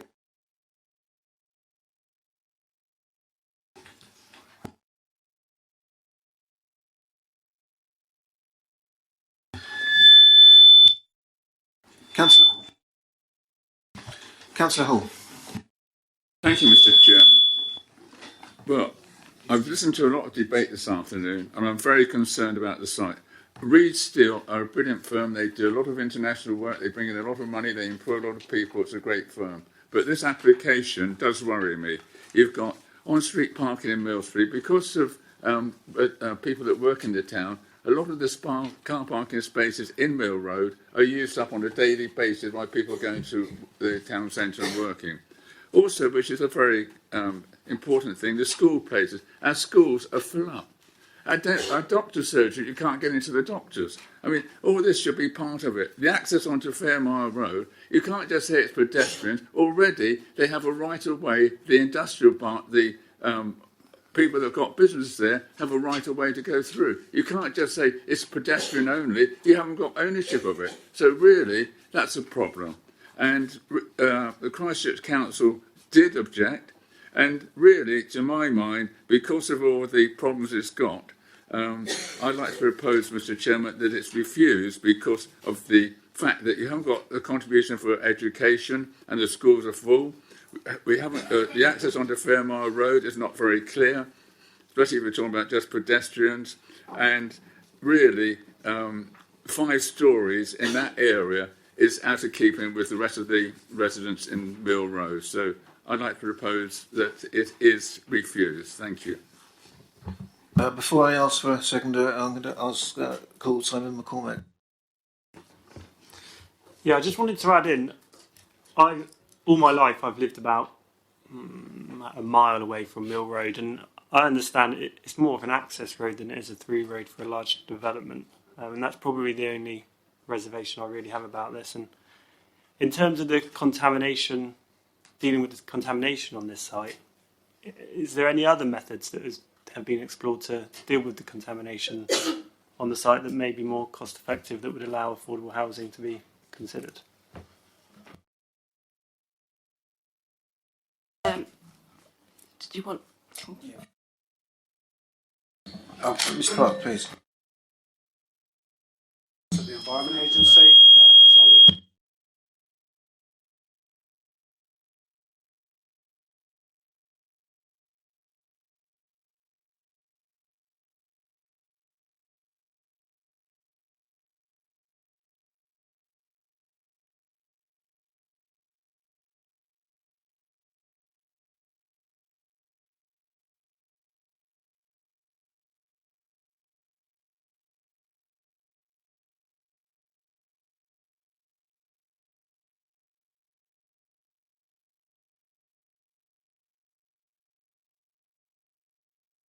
Yeah, I just wanted to clarify a couple of the issues that Councillor Hall raised. In terms of the scale, that's not a matter of consideration for the committee today, because that is a reserved matters.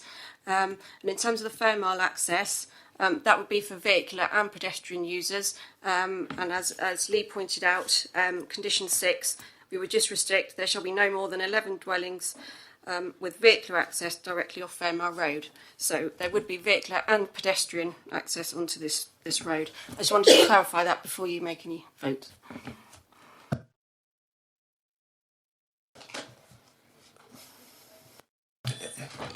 Councillor O'Neill. Yeah, before it moves to vote, I'd just like to make some comments because I've actually walked the site, had a look at the roads, and actually spoke to some householders in Mill Road. It's been a lengthy debate today, and there are a number of reserved matters that are pertinent if it goes to the design stage. A lot of the debate's been around a lack of information because there was a lot of questions therefore asked. It is a difficult site, and there are still many unanswered questions. They concern access and egress, risk from contamination, remedial actions, water, drainage and supply. But having been involved in a business that had to take remedial action on a sloping site down to a river, I'm very well aware and versed in the costs of that remedial action. And in fact, in my case, it was an extraction plant taking oils out of products and then remarketing those products. It cost several millions to correct in my case. And the complication was a sloping site down towards a river. The site itself, there are two options. One is a light to medium industrial development or housing. If it's a light industrial to medium development, then you do have the issues of larger lorries and more of them accessing and egressing that site. So the solution in my mind is housing. With regards to the housing itself and the height of flats, I think that is something for a future discussion, depending on how those flats will impact on the local residents.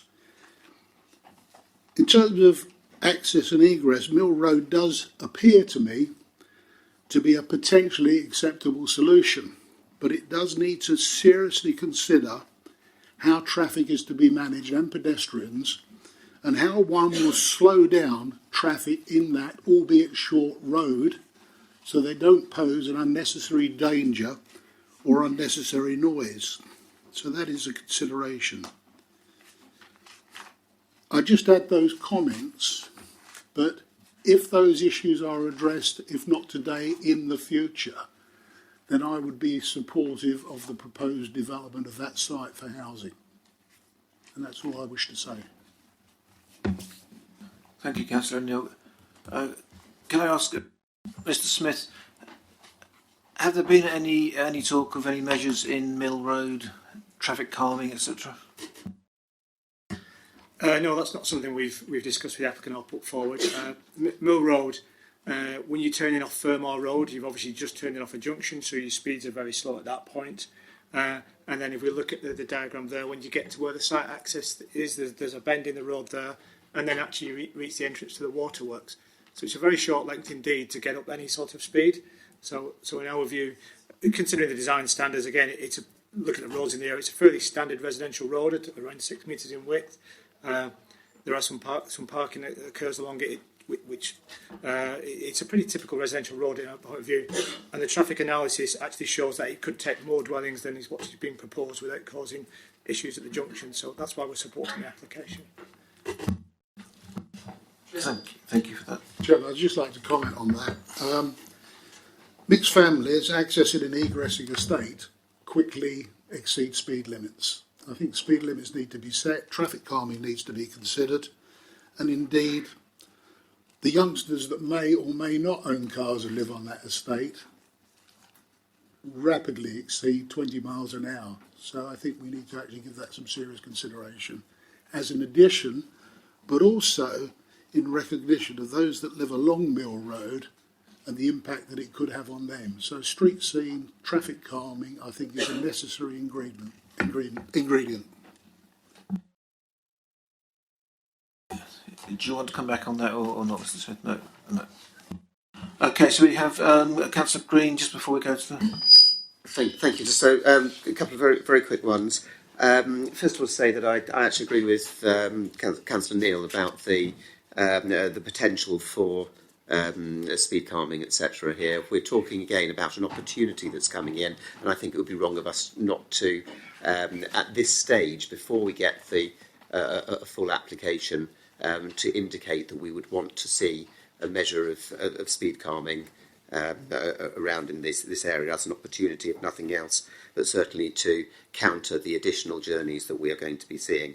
Very swiftly on paragraph 250, I think there's just a typo there, but it talks about requiring 600 metres of topsoil. I presume that's 600 millimetres, but maybe we should just get that one clarified.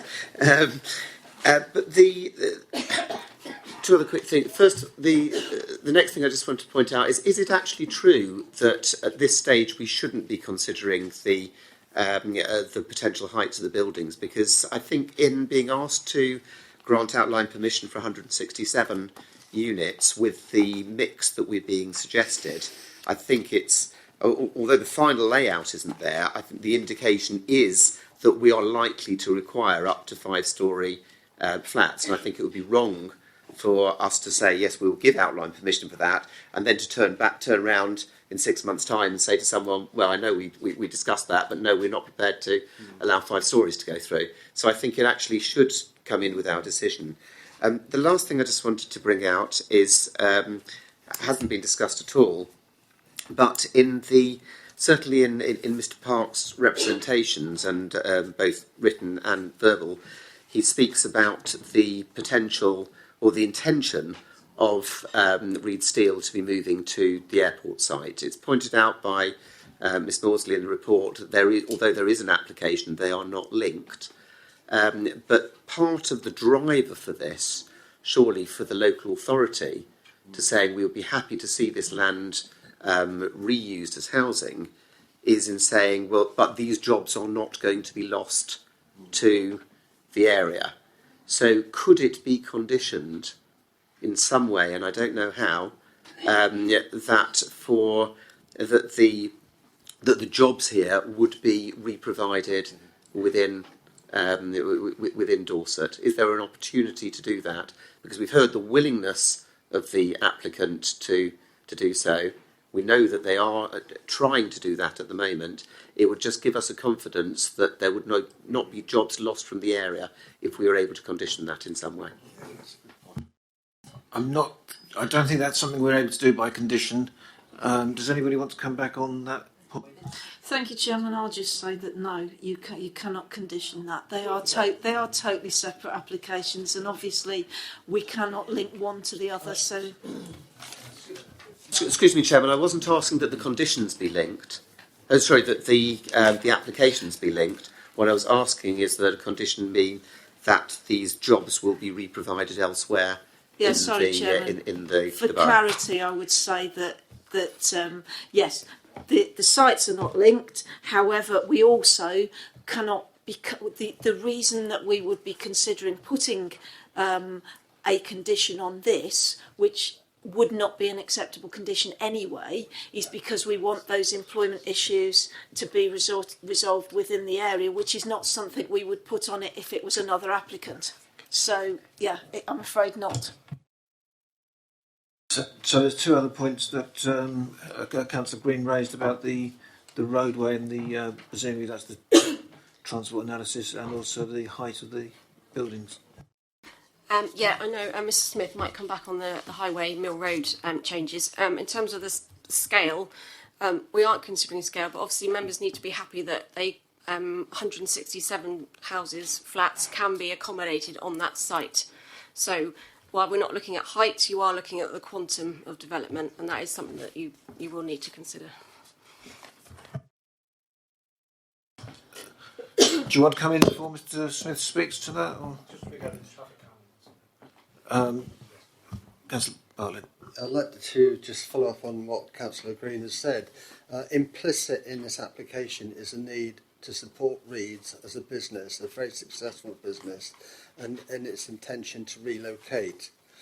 Now, not everything in life is guaranteed, and if that situation should change, and it's one of the main drivers, I believe, behind the willingness to support development on this particular site, to provide housing in order that Reeds can then develop its business on a better site elsewhere. But it is one of the main drivers in considering, because if it weren't for that, would we still be looking at it in the same way? or would we ignore, you know, the business imperative here? You know, if it's a question of this is just going to be a housing, you know, with no consideration about the potential loss of jobs, because it would be significant. And I think although they're not directly linked, it's clearly implied in the report that there is a kind of a link there. And I think it is an important point.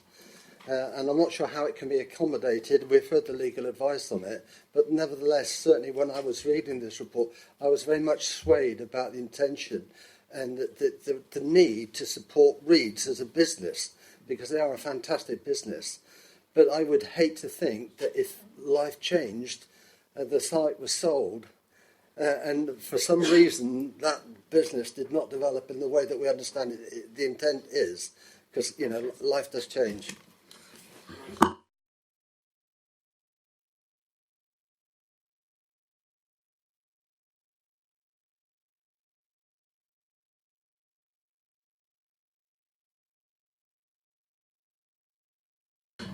My understanding is there's nothing we can do to link the two applications to condition that should they have to remain in the area.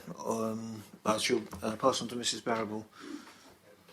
Thank you. I'd reiterate what the Chairman's just said. There is no way to link them, and they shouldn't be linked. This is a separate application that's given as an intention, but obviously it's not for us to decide what Reed and Sons then do. You should be looking at this purely on its own merits, and what happens in the future will happen in the future, and if they do or they don't get a planning application on the site that they intend to is irrelevant to your considerations today.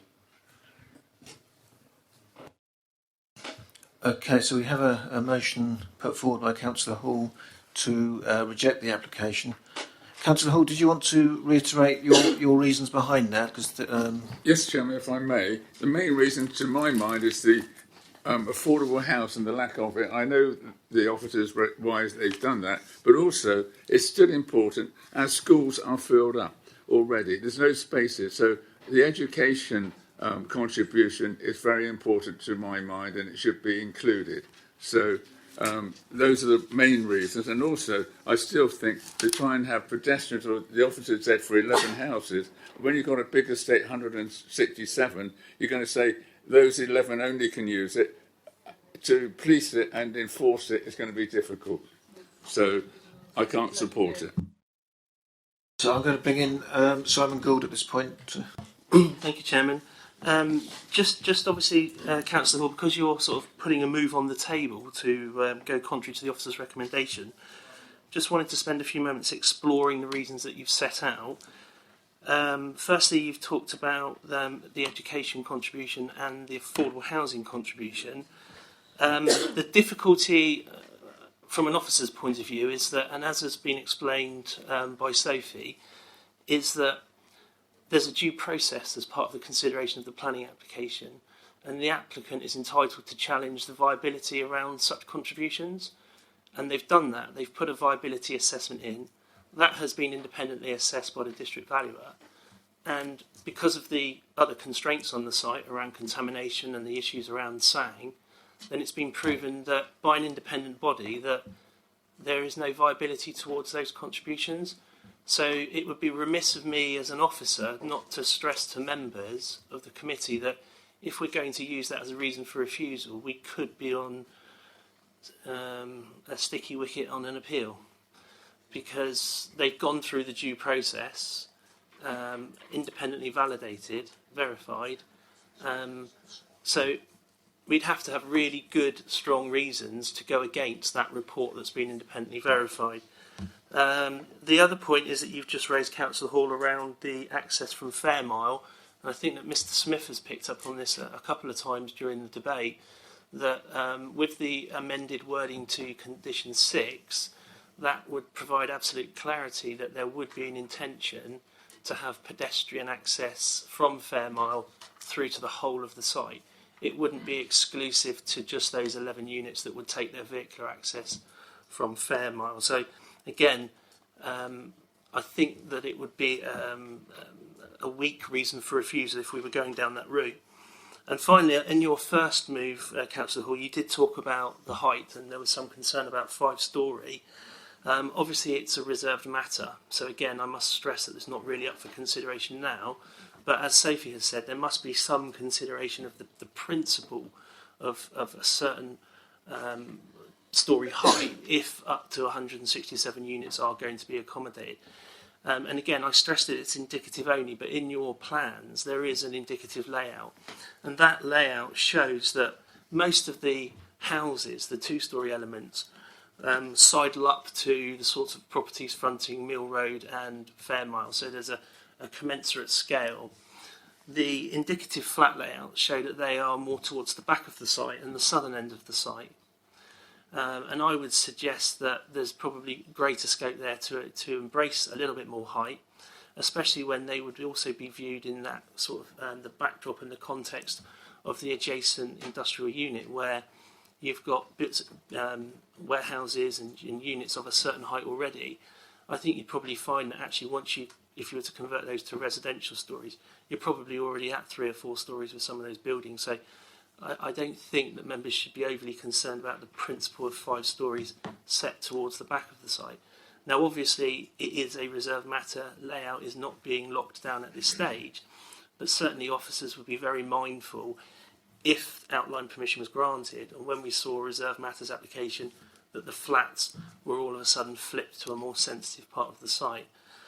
So again, I just wanted to stress, Chairman, that there is concern from officers around those reasons for refusal that have been set out. Chairman, if I may come back, I'd like to thank the officer for that very sound advice. And but you get advice from NATRA England. For example, Midlands North, they put that down as a sang. It's completely flooded. It's also a grazing meadow. So sometimes an expert or so-called experts make statements that aren't quite right. Do we have a seconder for Councillor Hall's motion? Yes, Chairman, but I would like to ask a question. I will second it because I would like to ask a question on this viability study.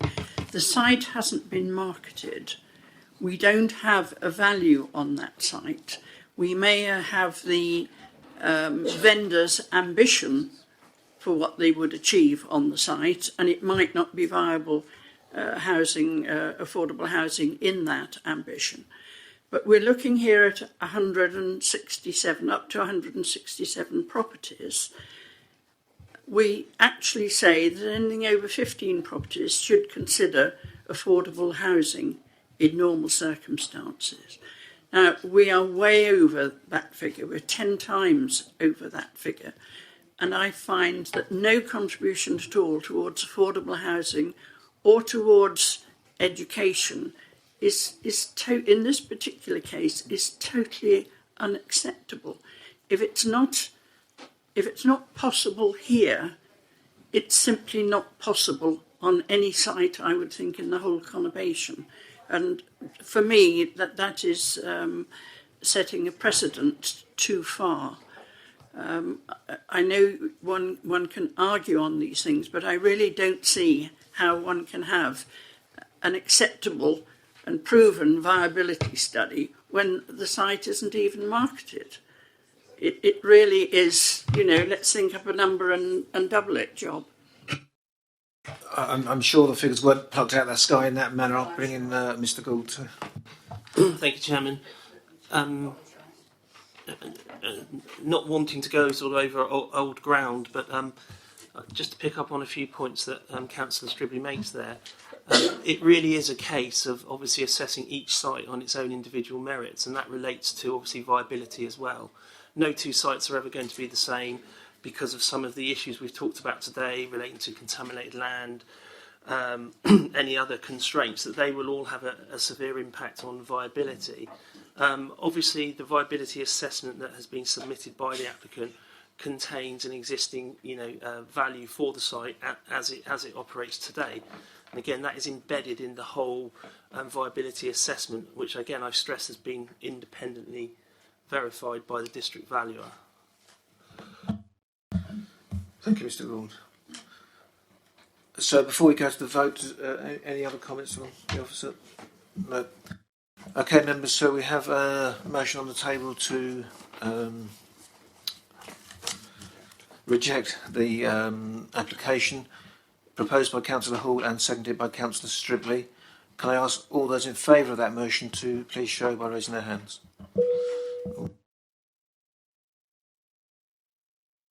And those against that motion? 1, 2, 3, 4, 5, 6, 7, 8, 9, 10, 11. So that motion falls.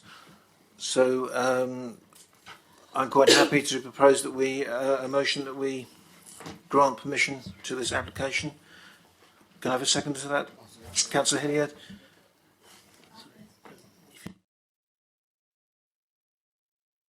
I'm just going to ask Mr. Gould to come in here. Thank you, Chairman.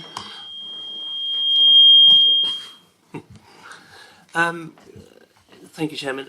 If there is now a move on the table to support the officer's recommendation to grant, I just wanted to just sort of briefly summarise some of the things that have changed throughout the debate, just so that members are absolutely clear that when they vote what they're voting on. Mrs. Maudsley, at the very top of this debate, did a bit of housekeeping and updated members that there is a change at paragraph 257 of the case officer's report to the recommendation. That seeks to introduce some slight wording changes to just introduce a degree of flexibility surrounding the heads of terms that would go into the Section 106 agreement. And secondly, there was a comment from your highway officer, Mr. Smith, about condition 6 and some subtly amended wording there, just to stress that the access from Fairmile Road would not be exclusive to just those 11 residential units as shown on the indicative layout plan, and that there would be pedestrian access afforded to everyone that resided within the development. Thank you, Chairman. Thank you, Mr. Gould. Okay, so we have a motion on the table to grant the application, proposed by myself and seconded by Councillor Hilliard. All those in favour, please show.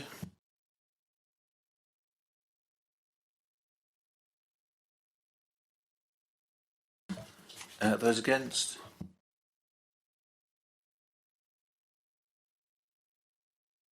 And any abstentions? 3 and then 1 abstention.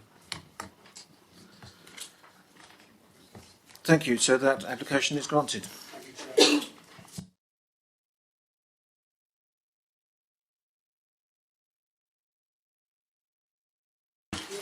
We have a quick 5-minute comfort break. Can I ask members to keep it to 5 minutes, please? Thank you.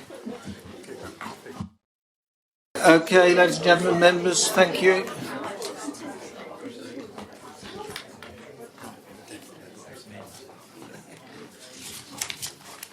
The next item on the agenda is 88 Glenville Road, and again, Sophie Maudsley will present the report on that. Thank you.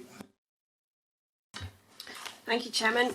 Yeah, this proposal is for the demolition of the existing building and the construction of a pair of semi-detached units with gardens and parking. Here we have the location plan. You can see the site outlined in red, and again on the aerial photograph. The existing building occupies a corner plot within Walkford and an established residential area. The locality consists of a mix of dwellings in terms of their style, including both characterful traditional properties and more recent developments. Here we have the existing elevations and floor plans. It's an existing double-fronted traditional dwelling, and the floor plans indicate it is currently divided into two flats. This is the proposed site plan. The proposal sees the building of 2 semi-detached dwellings with two parking spaces each.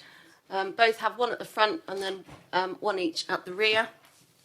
They have a regular internal layout and sufficient amenity space to the rear, and the siting of the new building also respects the positioning of number 86, which is this property here. The design is of a traditional appearance and the proportions with the use of render and some brickwork. The 2 dwellings are considered appropriate and are not considered to harm the visual amenities of the street scene. The proposed floor plans, the layout and positioning of the windows has had careful regard to its neighbour at number 86. The two-storey element at the rear is set off the boundary, and number 86 also has a two-storey rear element. A scheme was refused in 2018, and this is what you can see in front of you. You can see there were 3 proposed properties, 2 at the front with 1 at the back. They had a shared communal space, and there was only 1 space per dwelling. It's considered that the scheme before you today has overcome the reasons for refusal.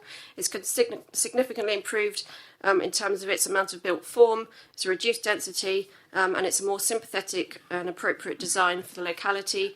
There's extra parking, and each unit now has its own garden. This is the existing property, and this is number 86, the adjacent dwelling.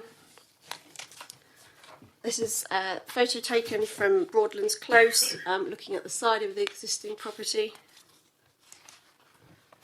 Again, that's the rear of number 88. And these properties here, and the side here, are number 22 to 26 Wyndham Road, which are sited to the north of the site.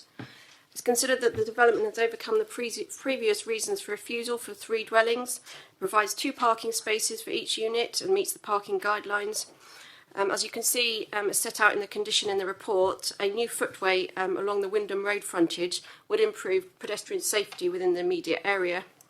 It's recommended for approval, subject to the completion of a UU to secure the Heathland SAM contribution, and the conditions are set out. Thank you, Chairman.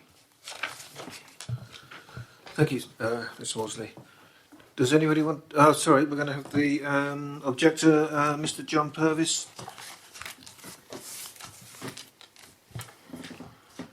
You have 5 minutes, Mr Purvis, and Mr Harrod will tell you when you've got 30 seconds left. Good afternoon, Chairman, Councillors, ladies and gentlemen. My name is John Purvis. I live in Broadlands Close, opposite this proposed development. There have been at least 30 objections from local residents to this planning application, which in itself should be enough to refuse the application. The objections I wish to present are only a few of many due to the limited time I have. My first objection is that the previous application during May 2018 for development on this same site had objections that still apply. Quote, "It was refused due to the adverse impact on protected species. It was refused due to the residential amenity of future occupiers. It was refused due to the cramped and contrived design." The main objection is that of the increased traffic and car parking dangers that this proposed development will create. The Highways Department have also raised these concerns. The planning application involves building 2 houses on a corner of one junction, Glenville Road and Wyndham Road, and opposite another, Wyndham Road and Broadlands Close. These are residential roads used by railway transport, woodland burial ground and farm traffic, dog walkers who park their cars in the giveaway areas, refuse lorries, delivery vans, and last but not least, local residents, their families and visitors. Currently, the on-road parking in this area is a traffic danger. This planning application, if allowed, will add to the hazards already there. The proposal of 1 parking space per house, when on average one home requires at least 2 car parking spaces, is ludicrous. Another objection I would like to raise is that of overdevelopment. Over the last 20 years, there have been at least 50 houses and or flats built through garden grabbing in the area around Glenville Road of approximately 1 square mile. This has caused a great strain on the local infrastructure, particularly drainage and sewage. Privacy has been reduced and disturbances have increased. The developments have been out of character for this local area, as is this planning application. It has to stop. The quality of life for local residents will further worsen if this development goes ahead. There are also concerns about the financial incentives of both the BCP Council and developers in building more houses on brownfield sites at the cost of local social harmony. In light of these objections and others presented by local residents and their representative councillors, plus the concerns raised by the Highways Department, I hope the Planning Committee will fully, honestly and properly consider these objections and as a result refuse this planning application. As a postscript, can I add two other relevant points in case this planning application is passed? Firstly, can the Planning Committee consider placing restrictions being placed on construction traffic and parking during the demolition of the existing house and the construction of the two new houses? That will allow residents to have proper parking spaces and access to their own homes, as occurred during a previous development. Secondly, consideration be given to double yellow lines on both the giveaway junctions of Glenville Road and Wyndham Road, plus that of Wyndham Road and Broadlands Close. Double yellow lines already exist on the similar nearby junctions at Glenville Road and Tresillian Way, plus that of Glenville Road and Glenville Close. Thank you for listening to me. Thank you, Mr. Purves. Mr. Harrow, do you have a statement from Councillor Brooks? Oh, sorry, Councillor.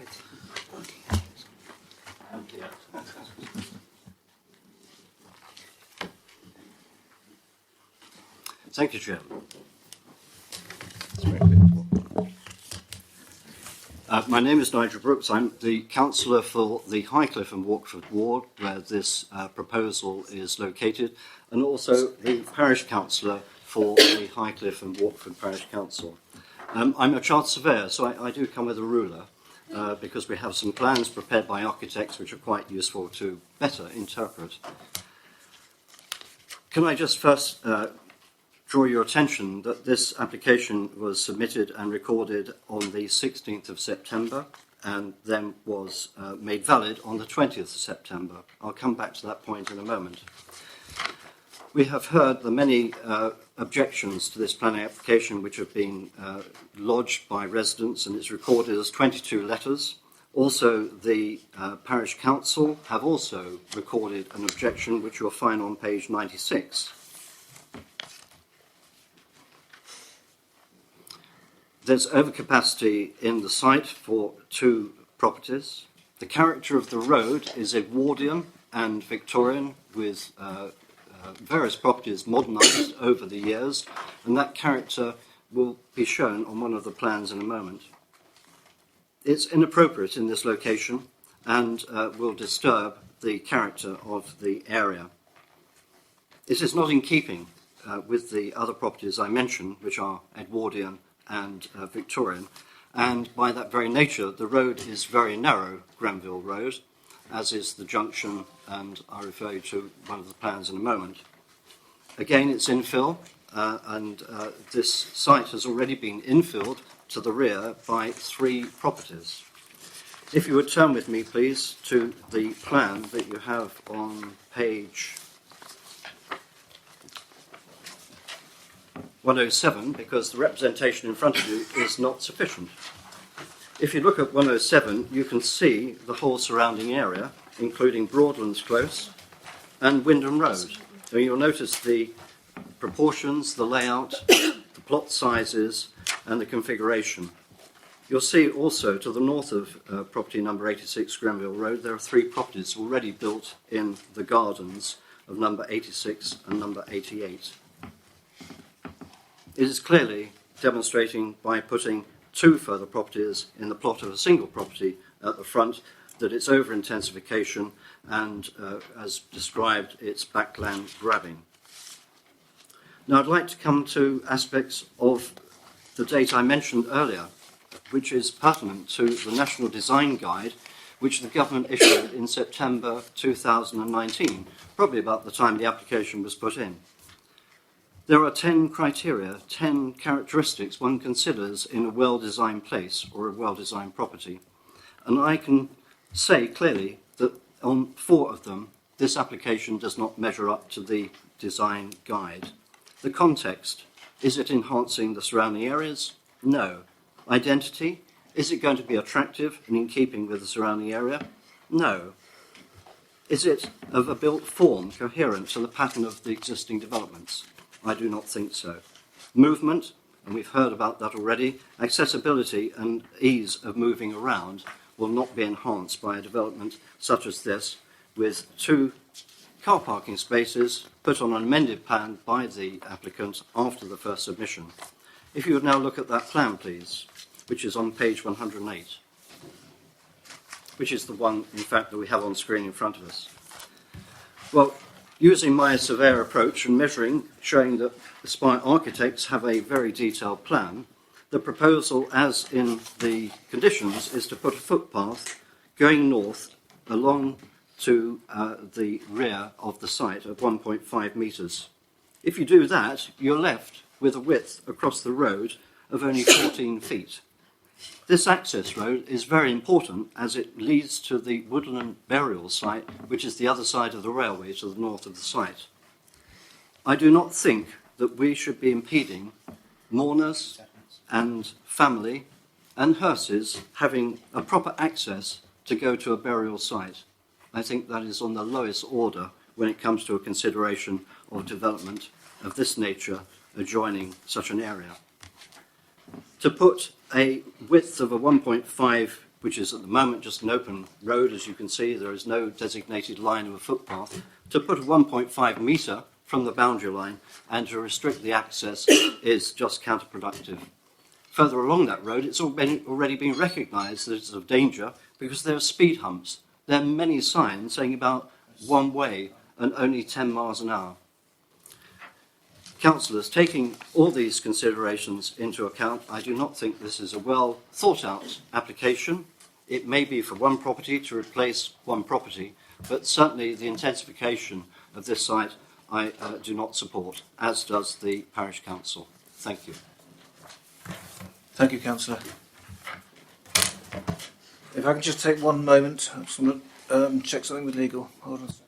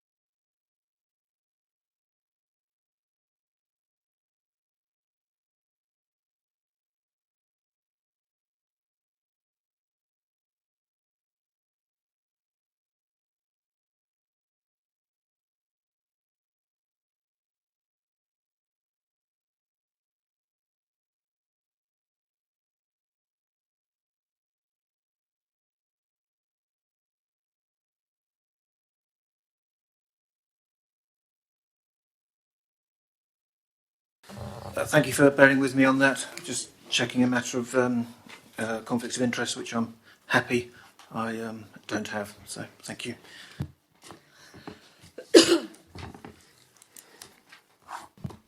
Do we have somebody from Highways? Oh, and ask and there he shall appear. Because I'm aware of the road layout there, and I was interested to see how you came to the conclusion that the parking spaces where they were appropriate for the junction. So can I ask you to? Would you like me to deal with the parking and the footway as well? Yeah, I mean in terms of the proposal, originally it had less parking than shown on the plans. Now we've got 2 parking spaces per unit, which is appropriate. We've got 2 spaces in the rear. One of those spaces is actually for the unit on the left on the plan, and both those units are parking at the front. So they've got 2 spaces each, which is quite welcome on an application. In terms of the issue about narrowing the road actually isn't being narrowed. The plan is perhaps lacking a bit of detail, which would assist. To the right of the site, so if we look at the front where the footway on Glenville Road goes round, actually that continues along as a 1.5 metre grass verge at the moment. It's a highway verge. There are some photographs, but unfortunately they're not very clear on this screen. So from the boundary of the site, if you were to go on site, there is a 1.5 metre grass verge with a lighting column in it, which continues along until you get that. That's probably the previous photograph. So if members look where you can see a street sign, like a school sign, at the bottom right picture there, and if you just move the cursor down a bit, there's actually a grass verge at that point.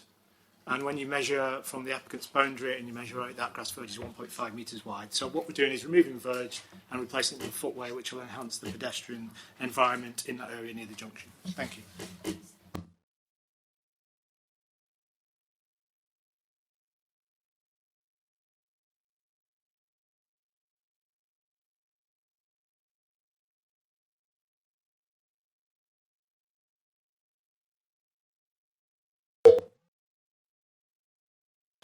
I'm sorry, he's had his 5 minutes to speak, so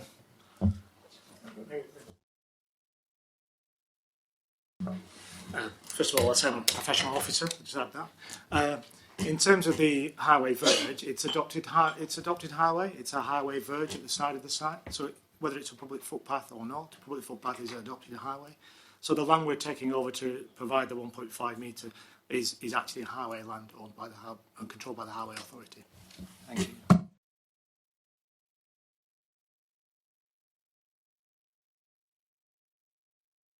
Councillor McCormick. That verge currently has bushes running all along the side of it. Is there a way of mitigating the loss of those hedges if it's going to be turned into a path to? Because there's probably birds and other things nesting in those. And has that been taken into account in the application? That's not a matter for me to consider as highway officer.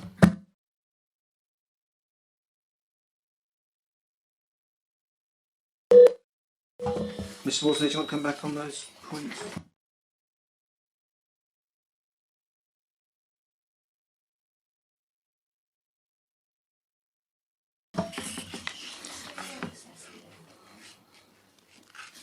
Sorry, through you, Chairman. Obviously, we've got proposed condition 5. If members wanted to see further details of that condition could be amended for further information to be submitted, especially in relation to that. Sorry, bear with me.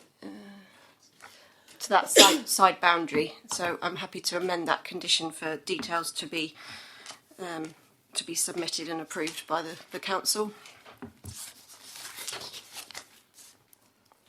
Thank you.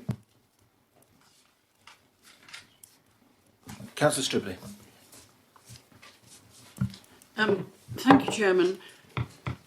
I've no problem with the application in that the existing property, which is in a very, very poor state, with the roof actually sagging in the centre, is 2 dwellings at the moment. It's 2 flats. It does appear that from the plan we have that there has been an effort made to mirror the other properties in the street. It looks like an Edwardian frontage. I hope they will use a red brick and not some of the pale modern bricks that are used in some of the houses opposite and nearby. So I hope they will make it match into the street, and possibly with a slate roof, although the neighbouring property has been redone with heavy tiles, which are in effect out of keeping with that age of property. I am concerned, though, about the boundary treatment. The hedge is vastly overgrown down the Wyndham Road boundary, and I think it's well past its sell-by date too, probably. So I think the boundary treatment along Wyndham Road particularly is important, whether it's just a close-boarded fence or whether it's a low wall with a fence and hedges. I don't know, but it needs to be carefully looked at. But I am very concerned with the boundary treatment between the front corner of Glenville Road with Wyndham Road. Because if you look at the site plan, property has been moved back into the site, and it actually appears as though you could put 2 vehicles on that frontage. They're marked for 1 parking space each, and there's a bit shaded off. For what purpose, I don't know. But I would like to see that there is certainly a low wall or fence along the front garden part of the right-hand property and round the corner into Glenville Road, so that parking, in effect, can't go into the site of Glenville Road at that front junction. I think that needs better looking at. I couldn't see any conditions about it, and I couldn't see any reference to it in the report at all. But basically, what's in front of us there, I think, is acceptable. It will be 2 small properties, much better condition, but mirroring the character of the neighbouring properties over there. One's opposite and one's slightly along Wyndham Road and so on, are all of quite different characters. There's sort of 1950s to 80s houses, there's bungalows there all within spitting distance. I accept the road is very narrow, but it's a very quiet road. You're not adding a great deal more traffic. There are 2 properties there will be 2 properties in the future, so I can't see any planning reasons to refuse it. Thank you, Councillor. Mr. Maudsley, do you want to come back about condition for the front area?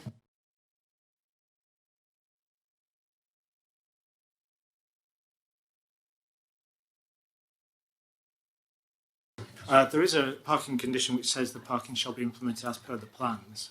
So there is a condition on there which controls the parking in terms of what they do in the future. They would have to apply to drop the curb, extend the drop curb to the right a bit more, and we could do without that time in terms of that application. They would have to, we'd already at the moment approve a drop curb in the location of the existing parking bay. Maybe that deals with the council's concerns, I don't know.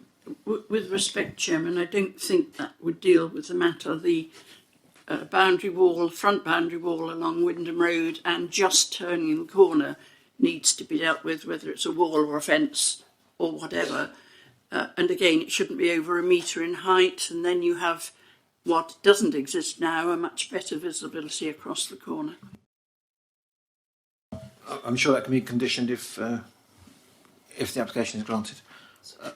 Did you want to come back on that? Yeah, I was just going to confirm that, yeah, that can be part of condition 4 with the landscaping scheme. We can include specific wording to include boundary treatment along that stretch. Councillor Providine. Thank you. Can you just, I'm asking Ms Maudsley, if she can show us a slide that gives the comparison of the current footprint and the proposed footprint? I haven't got them side by side, but that's the existing footprint of the building there. So it will be set further back into the site, more in line with number 86, but obviously does project further back. You haven't got an overlay, because we're used to having, an overlay, so you've got both visible together. Sorry, no, but I'd say that's the front line of the existing, and now it's that's the porch canopy. So. Okay. Councillor Hilliard. Thank you, Chair. As per the previous councillors, the point made that in some reports we see a comparison document of height of the existing, height against the new, width, etc. That would be useful. And also, I don't think there was a picture of the existing street scene and the proposed street scene. That would be useful going forward. But looking at the previous refused application, there were 4 reasons for refusal. In the officer's opinion, have all those 4 been resolved? Thanks. Yes, we think they've overcome. As I said, there was three properties on the site. They had a communal garden. They only had 1 space each. And in terms of their biodiversity in Heathland, the applicants have agreed to sign up to the UU to secure the SAM payment. So that is covered as well. Councillor Dunlop. Thank you, Chairman.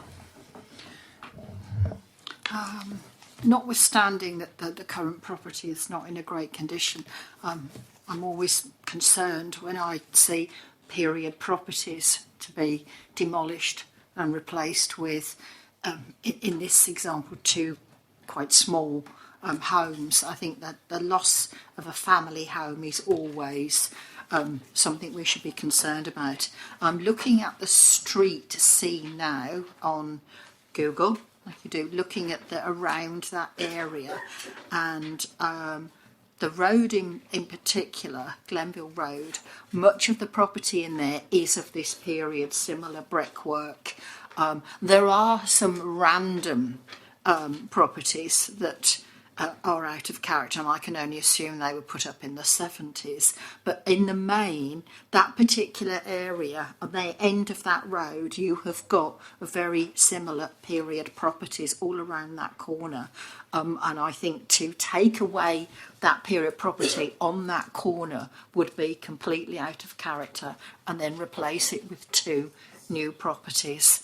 And I feel that the way it is, that I'm struggling with it, and I would suggest that maybe some consideration should be given to restoring the property, but I think it would be completely out of character, Chairman.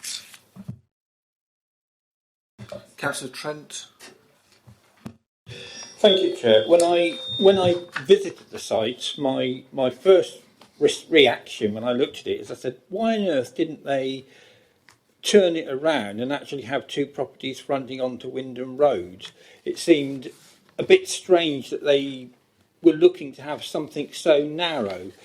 But thinking about it, the frontage seems to be potentially very similar to the frontage that exists, except it's going to be 21st century rather than sort of, early 20th century. So it's kind of that doesn't seem to be quite the issue. But what worries me there is, although I think it's possibly an acceptable, if it's already being used as 2 dwellings, then actually putting 2 dwellings in there, it isn't quite as dramatic as, if you're actually building separate houses. The footprint is very similar actually to the footprint of the existing one as far as the frontage is concerned, and it doesn't go much further back. But the one thing that worries me is that if the other properties, 86, 84 and going on, went the same way, you could actually have a situation where the frontage along that road would look almost like terrace houses rather than separate sort of buildings. So there is an element of it that worries me. But I thought that because it was flats already, having two front doors, but there does need to be some attention, I think, to the landscaping of it, so that it's not stark and sort of staring you in the face on that corner, that there is some replacement hedgerow and that planting is preserved and improved around there, so that. But the other slight nagging thing I had with it as it is that looking at some of the developments in my sort of more urbanised part of the world, I think with that frontage to Wyndham Road, or albeit that it's a back garden, is someone going to come along and try to put another building in that back garden area? Because that's what happens elsewhere. So there are quite a few things that worry me about it, but I can't actually see any significant reason not to grant it, because it takes a very similar footprint to what's already there. Thank you, Councillor. Obviously, we can only deal with the application we've got in front of us, not what we would prefer or what might be better. We've got the application that we have, so that's what we will have to deal with. Councillor Green. Thank you, Chairman. You pretty much said what I was going to just there. Would we like to see more period houses retained? Yes, of course we would. Do we recognise also that we have a need for increased housing numbers, bearing in mind that this one actually doesn't even increase the number of dwellings? Then yes, we do that as well. We're not able to say, in an ideal world, we would want this. Our job is to determine whether this is acceptable in planning terms or whether it isn't. And I've heard nothing whatsoever which suggests that it should not be acceptable in planning terms. So if no one else will at this time, then I'm very happy to move the officer's recommendations as amended by Ms Maudsley a minute ago with the additional condition. Thank you, Councillor. We've got a motion proposed by Councillor Green, seconded by Councillor... Yeah, I'm not going to vote just yet. But before we go to the vote, I have Councillor O'Neill, who wishes to say something. I was actually going to ask about the boundary, but that's already been conditioned. The only other comment I've got in terms of question, and then I'll make an observation, is given that corner and the movement of traffic on that corner, can it be yellow lined so that there is no additional parking on that corner or alongside that premise? I'll bring in Mr. Green again. Sorry, Mr. Smith again. As this application is dealing with its own parking, it would be unreasonable for ask this applicant to pay for traffic regulation orders at that junction. I mean, that's a separate matter to be dealt with by a traffic safety team as outside of this particular application. Okay, so it could be part of a future challenge. Well, the residents would have to make the appropriate representation, as lots of residents do, about Sure. yellow lines, etc. But Okay. this application itself, in terms of its parking and its traffic generation, it would be unreasonable to ask the applicant to pay for yellow lines. The only other thing I'd say, I have visited the site and spent a bit of time looking at that and the surrounding streets. I would add that the property directly opposite this proposed development is terraced, and it is out of keeping with the area. It is a very different design. I'd also add that the relatively new builds behind the site or the proposed site are of a similar design to the proposal, and they are semi-detached, particularly the ones immediately behind. The surrounding developments, yes, there are some period properties, but a lot of them are quite mixed, and some have been subject to development which is not necessarily sympathetic to their origination. Given those characteristics, I'm quite prepared to support that this development should proceed. Thank you, Councillor. Councillor Brooks has indicated he'd like to come back. Are members happy for him to do so? Certainly. Thank you, Chair. The width of Wyndham Road going to the railway bridge is 14 feet. This road is used by hearses, is used by mourners. If you have any conflicting parking along that section from Glenville Road, those people will not be able to get to the Woodland burial ground. Now, I think that would be a disrespectful aspect. The highway officer mentions that there's a need of a pathway. Well, that is an intervention in terms of a highway matter. Why should it not be an intervention matter as a condition that there should be double yellow line from Grenville Road to the railway bridge so that it overcomes any conflict with the use of the Woodland burial ground?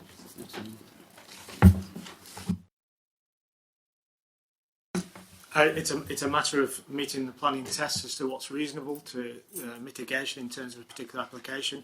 This application is dealing with its own parking needs off the site, and as I said before, it's not for this application to deal with problems that may exist. It would be unreasonable and wouldn't meet the test to ask this applicant to pay for WLI traffic regulation orders, which are number thousands in terms of their costs. Councillor McCormack. Who would be covering the cost of this path? It's the applicant. It's part of the planning condition that they deliver the path. So the applicant would deliver the path. Okay, thank you very much. Councillor Hall. Thank you, Chairman. Well, I'm disappointed with the recommendation to grant, because I think we've got enough in policy HE2 of the core strategy. Because of the design of the development, it must be high quality. And I don't think this is, in my opinion, so I won't be supporting this application. Thank you, Councillor. We have Councillor Stribley. Thank you, Chairman. If I could come back with another question. I do take the point about yellow lines along the side boundary of this proposed property. And I accept that the highway is outside the applicant's control. It's part of the highway. But the grass verge is part of the highway, and it's well covered at the current time, or most of it is, by the overgrown hedge that the highway people have taken no attempt to have cut back or ordered, which and that applies in many places across the conurbation, I can tell you, where footpaths are almost impossible because the hedges have overgrown and highways have done nothing about insisting people do it. But if the applicant couldn't contribute towards 50 yards or whatever of yellow line that would be required round that corner, why is he being expected to pay for the footpath? Because that's outside his boundary and nothing to do with him. I can do. It's in terms of what mitigation is needed with regards to this application. There's a couple of parking spaces going in at the back, which will need pedestrian visibility. In terms of the yellow line traffic regulation orders, it's not just a bit of paint, it's a legal order, it's quite a lengthy process, goes out to public consultation. And also, as I said, that would be to mitigate the parking problems that the application might cause. This application is providing 2 spaces per unit, is meeting the parking guidance, and therefore, in terms of the mitigation, we can justify the yellow lines don't fall into that. I would also add that it's a typical residential area, typical residential streets, where lots of on-street parking occurs, and without causing what, in planning terms and highway terms, the NWPF says, is severe highway safety harm. That would be the only reason we could refuse an application. Thank you. Councillor Green. Thank you, Chairman.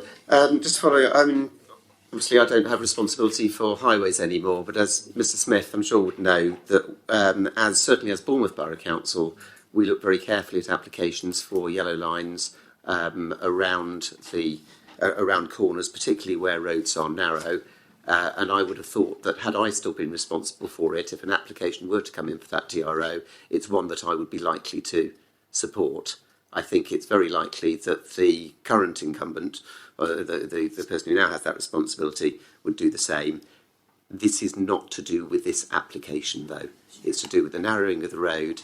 The TRO regulations are a completely different regime to this, and I'm sure that the ward councillor would support any application to put some yellow lines in there, whether or not this application goes through. As I said, I have made the move to support the officer's recommendations. Thank you, Councillor. Okay. Councillor Brooks. Yeah.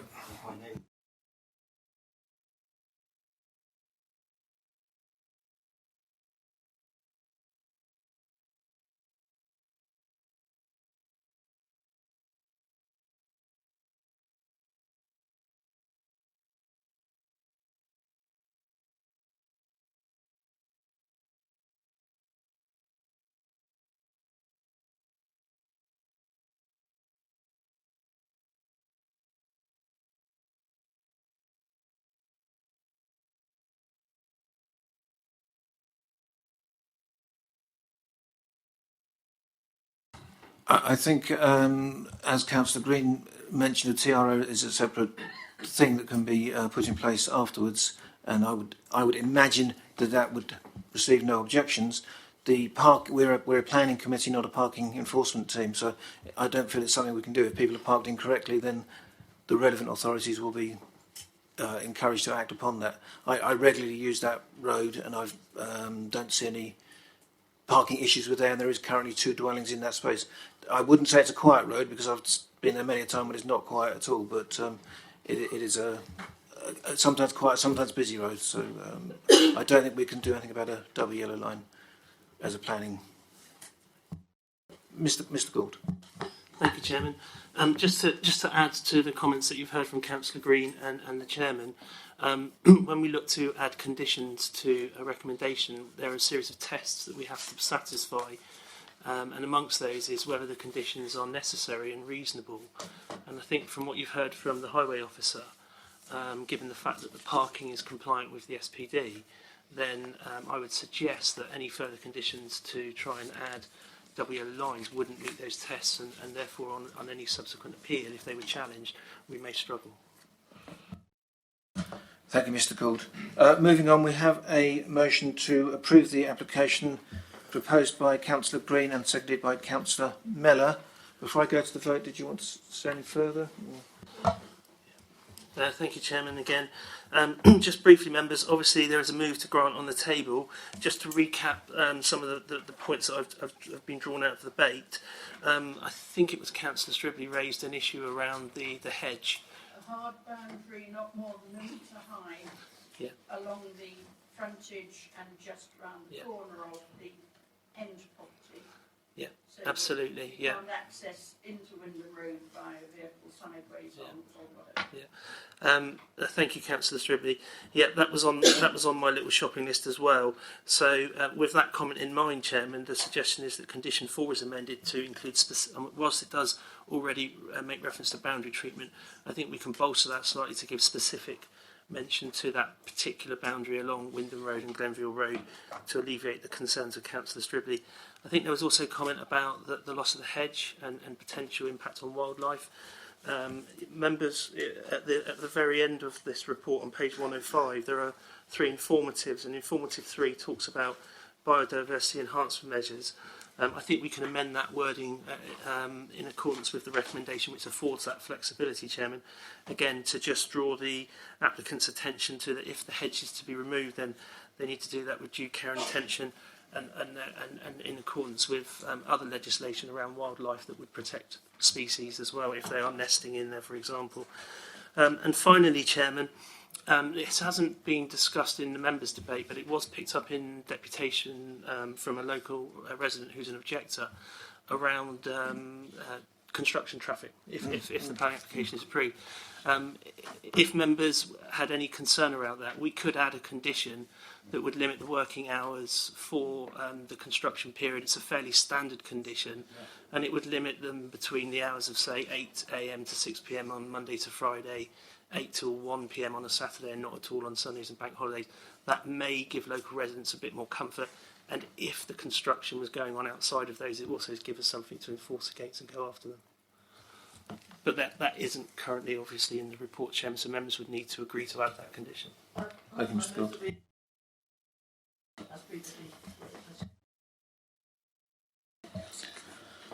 So we'll add that into the motion on the table to include condition. Councillor Hilliard. Thank you, Chair. In particular, the point has been made about the woodlands burial. Obviously, with construction traffic potentially blocking that access for hearse, large vehicles like that will be a key part of the construction methodology. Thanks. Can that be conditioned so they don't? Obviously, they can't block the highway anyway. But there is other fairly standardised condition that you could look at that is concerned with how the operatives, i.e. the people that are doing the construction, shall park, and sometimes that requires them to submit details of how they will manage the site. Again, it's all with the spirit of being good to the neighbours. Okay, so we have this motion on the table to grant the application. All those in favour, please show.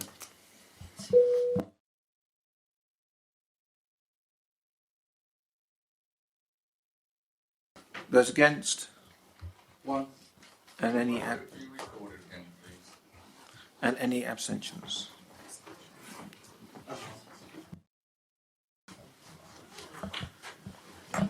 Thank you.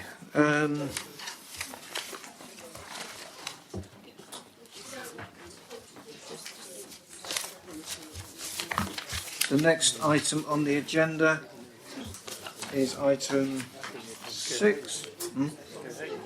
Let's go more. Read your agendas. I've lost mine.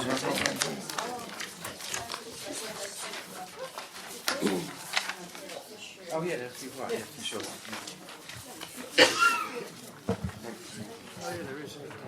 We'll just allow a few moments for members of the public to vacate, and then we can, if they wish, and then we can proceed.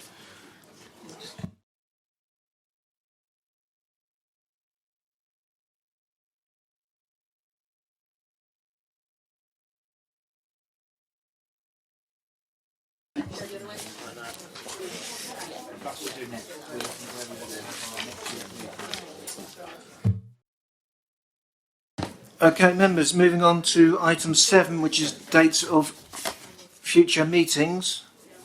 And I guess more importantly from our perspective is venue of future meetings. You'll see that this setting has been vastly improved and readjusted so that you have room behind you and you're not knocking the window as you're talking. I'm aware that that seat there is a little bit close.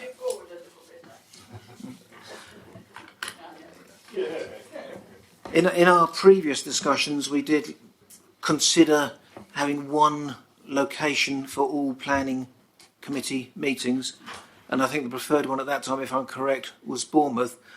We're looking at either staying as we are and rotating between the three, which I know has issues, and I will point out that we cannot adjust the agenda so that we only see pool ones in pool meetings and Christchurch one. It doesn't work, it can't be done, regrettably, but that's the way it is.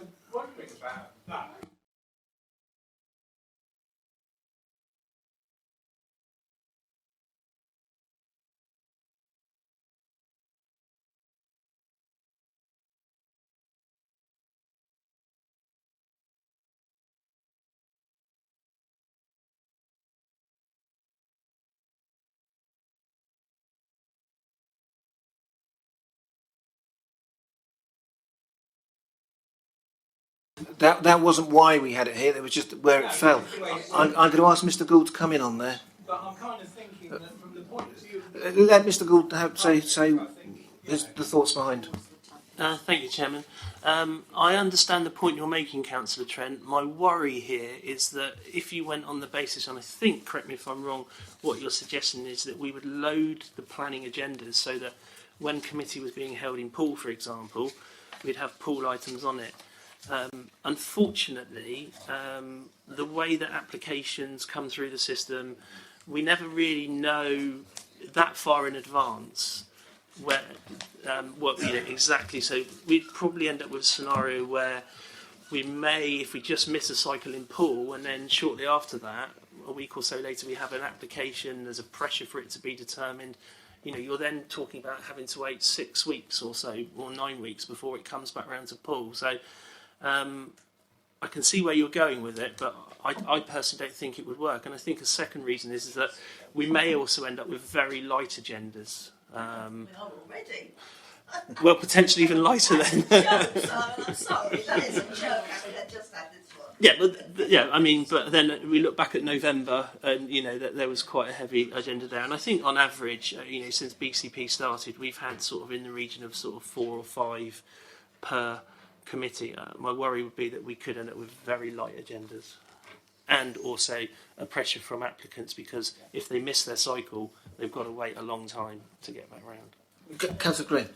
Chairman, that was exactly what I was going to say. If I were an applicant and was told that I was going to be delayed a further 6 weeks because of the way that the councillors had chosen to hold their meetings in different places, then I feel, well, not only would I feel aggrieved, but I think I'd be quite inclined to go for to appeal for non-determination or to seek other redress against the council for that as well. Councillor Poiverdine.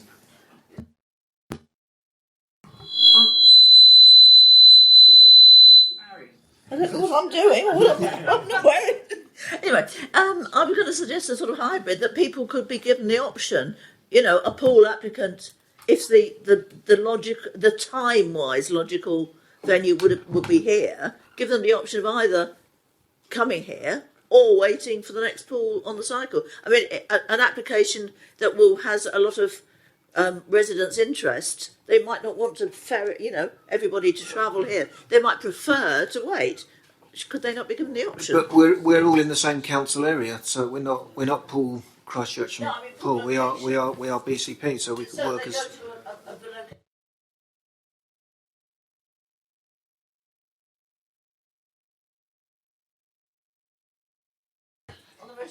Can I ask members to use their microphone? Councillor Miller. I was simply going to say, just to avoid people having to travel large distances, it makes sense to put it in the middle of a conurbation. We'd have one consistent meeting with them. I'm a historic pool councillor.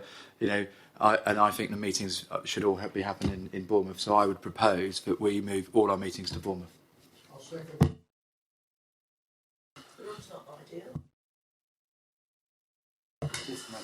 Any more comments before we come to a vote on that proposal? Councillor Johnson. Thank you, Chair. I was just going to say that if we can't agree on a rotation method, there is only one clear option, and that is just to put it in Bournemouth. If we can't agree on how we rotate it around, the simple answer is put them all in Bournemouth. It's the easiest place for the majority of people to get to. It's central. Everyone knows where it is. It's just the easiest and best option at this point. Okay, Councillor Dunlop, are you indicating? Just very briefly, I understand the difficulties for people in Poole coming over here, but as someone who lives in either Bournemouth, Christchurch or Poole, I'm very neutral. I think we have to do what's best for the people of the borough and certainly the applicants. The only thing that I would say is, my observation is, getting around Poole and getting to Poole is just like mind-numbing. It is dreadful, and I think that given that we are a conurbation, the centre does seem the most logical. Can you use your microphones, please? Yeah. If you were a resident of Hamworthy or someone like that, then it's kind of logical to get to Poole. The Highcliffe people today, it's logical to come to here. And although you can't exactly replicate that every meeting in one of the three locations is completely of one location, but there's usually enough flexibility in the system, I would have thought, to be able to sort of engineer it. And personally, I think that whilst we have the three venues, that we actually use the three venues and try to locate the meeting accordingly. I don't think you have to work out 12 months in advance where the venue is going to be. If you have a very obvious, heavily Poole-centric planning committee, you have it in Poole. If it's a very heavily Bournemouth-centric, or it's East Poole, or sort of South Poole, or something like that, but you just put it in the most appropriate place, because you must know a few weeks in advance what you're likely to be taking to a certain committee. So I would have thought that there's a little bit of tweaking that could be done so that things are on the most appropriate venue. And the most likely delay, talk about delays, is probably 3 weeks rather than 6 weeks. If you've got something that's about to be considered, is there a huge difference between having it considered one particular week or 3 weeks later? So I kind of think that you could do it flexibly without being absolutely rigid, saying all Poole have got to be in Poole, all Christchurch in Christchurch, etc. And just kind of locate appropriately, if where you can, because all three venues are going to be available for at least a time being, aren't they? Let's kind of make. I think that raises a number of issues, and as Mr. Gould pointed out, there would be a waiting time because you can't. The agendas for the following meetings are coming together all the time, and also it would mean if we were trying to move the committee around at different points and not in any sort of rotational pattern, we'd be having to book all the rooms all the time, which would be wouldn't be very, very appropriate for other uses of those rooms. So I think I'm picking up that the general mood is to vote on the Bournemouth option. So I'm going to proceed with that and ask those all in favour of the motion that we hold the committee permanently at Bournemouth for the time being, anyway. So nothing's permanent. To please indicate by raising their hands.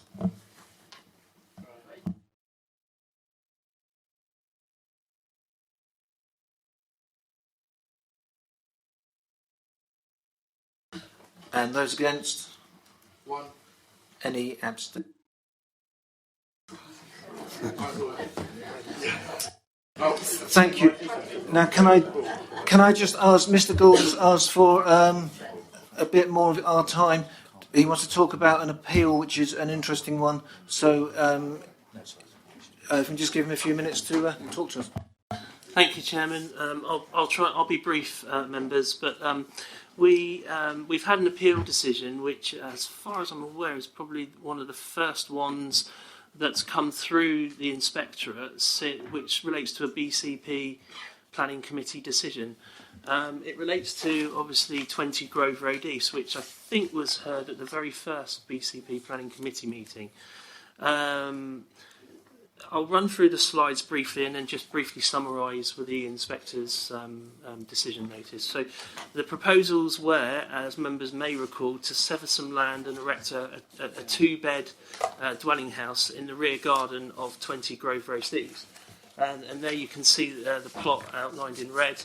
And just moving on through the slides, we don't really need to know the context of that anymore. But some aerial views, and you can see that at the moment it lies at the site is accessed from the top of the Portfield Close, which is the cul-de-sac, towards the bottom part of the screen. There were some floor plans of the existing building. And then we move through to the layout. Again, you can see that there's a series of outbuildings located towards the bottom of those plots that front Grove Road East, including at 42A an existing conversion, which is a combination of 1- and 2-storey elements. This was the proposal, fairly simple designed house with pitch roofs that sort of sought to draw from the form of some of the surrounding properties. And there were the floor plans there. There was the concerns that were raised by members related to the character and appearance of the property, in the sense that it was a 2-storey dwelling located at the bottom of the garden, but clearly there was also a consideration about its relationship to Portfield Close, where the access would be taken from. In considering that particular element, the inspector at paragraph 13 felt that actually the building was in keeping with the character of the area. And he put a lot of weight on the fact that obviously the building would relate strongly to Portfield Close, and actually in urban design terms, that because it was at the top of the cul-de-sac, it would actually provide a sort of a visual termination to that road. Whereas at present, obviously, you had a sort of hotpotch arrangement of parked cars, fences, and some sort of ad hoc outbuildings. Members raised a concern about overlooking in respect of some views from the rear of the property back onto the properties at front Grove Road East. The inspector was satisfied with the separation distances, and there was a further consideration again in relation to the impact on 42A, which is, but the inspector felt that the separation distances were adequate, and that the flank wall of 42A that faced the proposed building was blank. So again, there wasn't a concern of overlooking.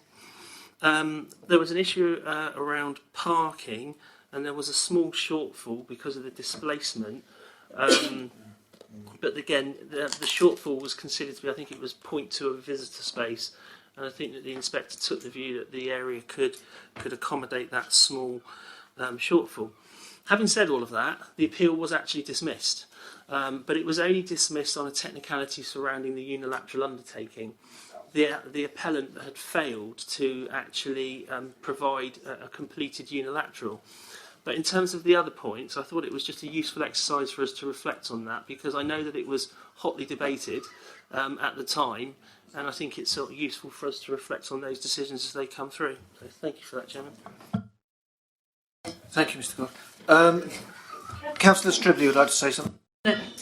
I'd like to raise another point, if I may, on the site visit protocol. But with regard to that one, I think it was our first BCP Planning Committee, and I was appalled at that decision. And I actually said if we had decisions like that, I was certainly going to come off the Planning Committee, because I couldn't see justification for any one of the reasons for refusal on that case. So I'm not surprised that, you know, subject to agreements being met, that would be granted. I think we were very lucky it was dismissed. I think we would have been caught with costs for that if everything else had been in order. But on the site visit, and perhaps we should discuss it another time, almost the penultimate paragraph, paragraph 25, It says, where it's considered that site visits necessary, it's essential all members of the planning committee are present, and where members of the planning committee are unable to attend a site visit, they will be unable to take part in the debate or vote on the application. Why, and I accept that in many ways, but I think we need to discuss why is that different from any other application? Because some of us, and maybe most of us, certainly make an effort to go and visit each site so that we are familiar with it.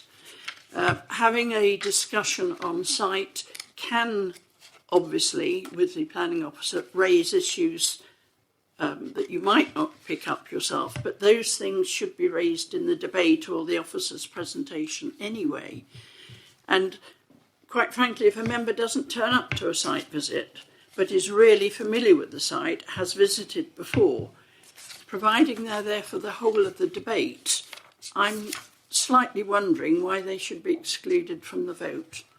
It just, I know that's what we've done in the past, but it does, in which case, why not make the decision on the site? But you actually come back here and then listen to the applicants or the objectors. And so to me that changes things. I know Mrs Barrable's itching to come in on that as well. Well, only to say, Chairman, that I know at the May committee, which was the first committee but didn't have any agenda items, the site inspection protocol was discussed at length because there were councillors who did agree with Councillor Stribley's view at that time, but a vote was taken and that was the decision that was made.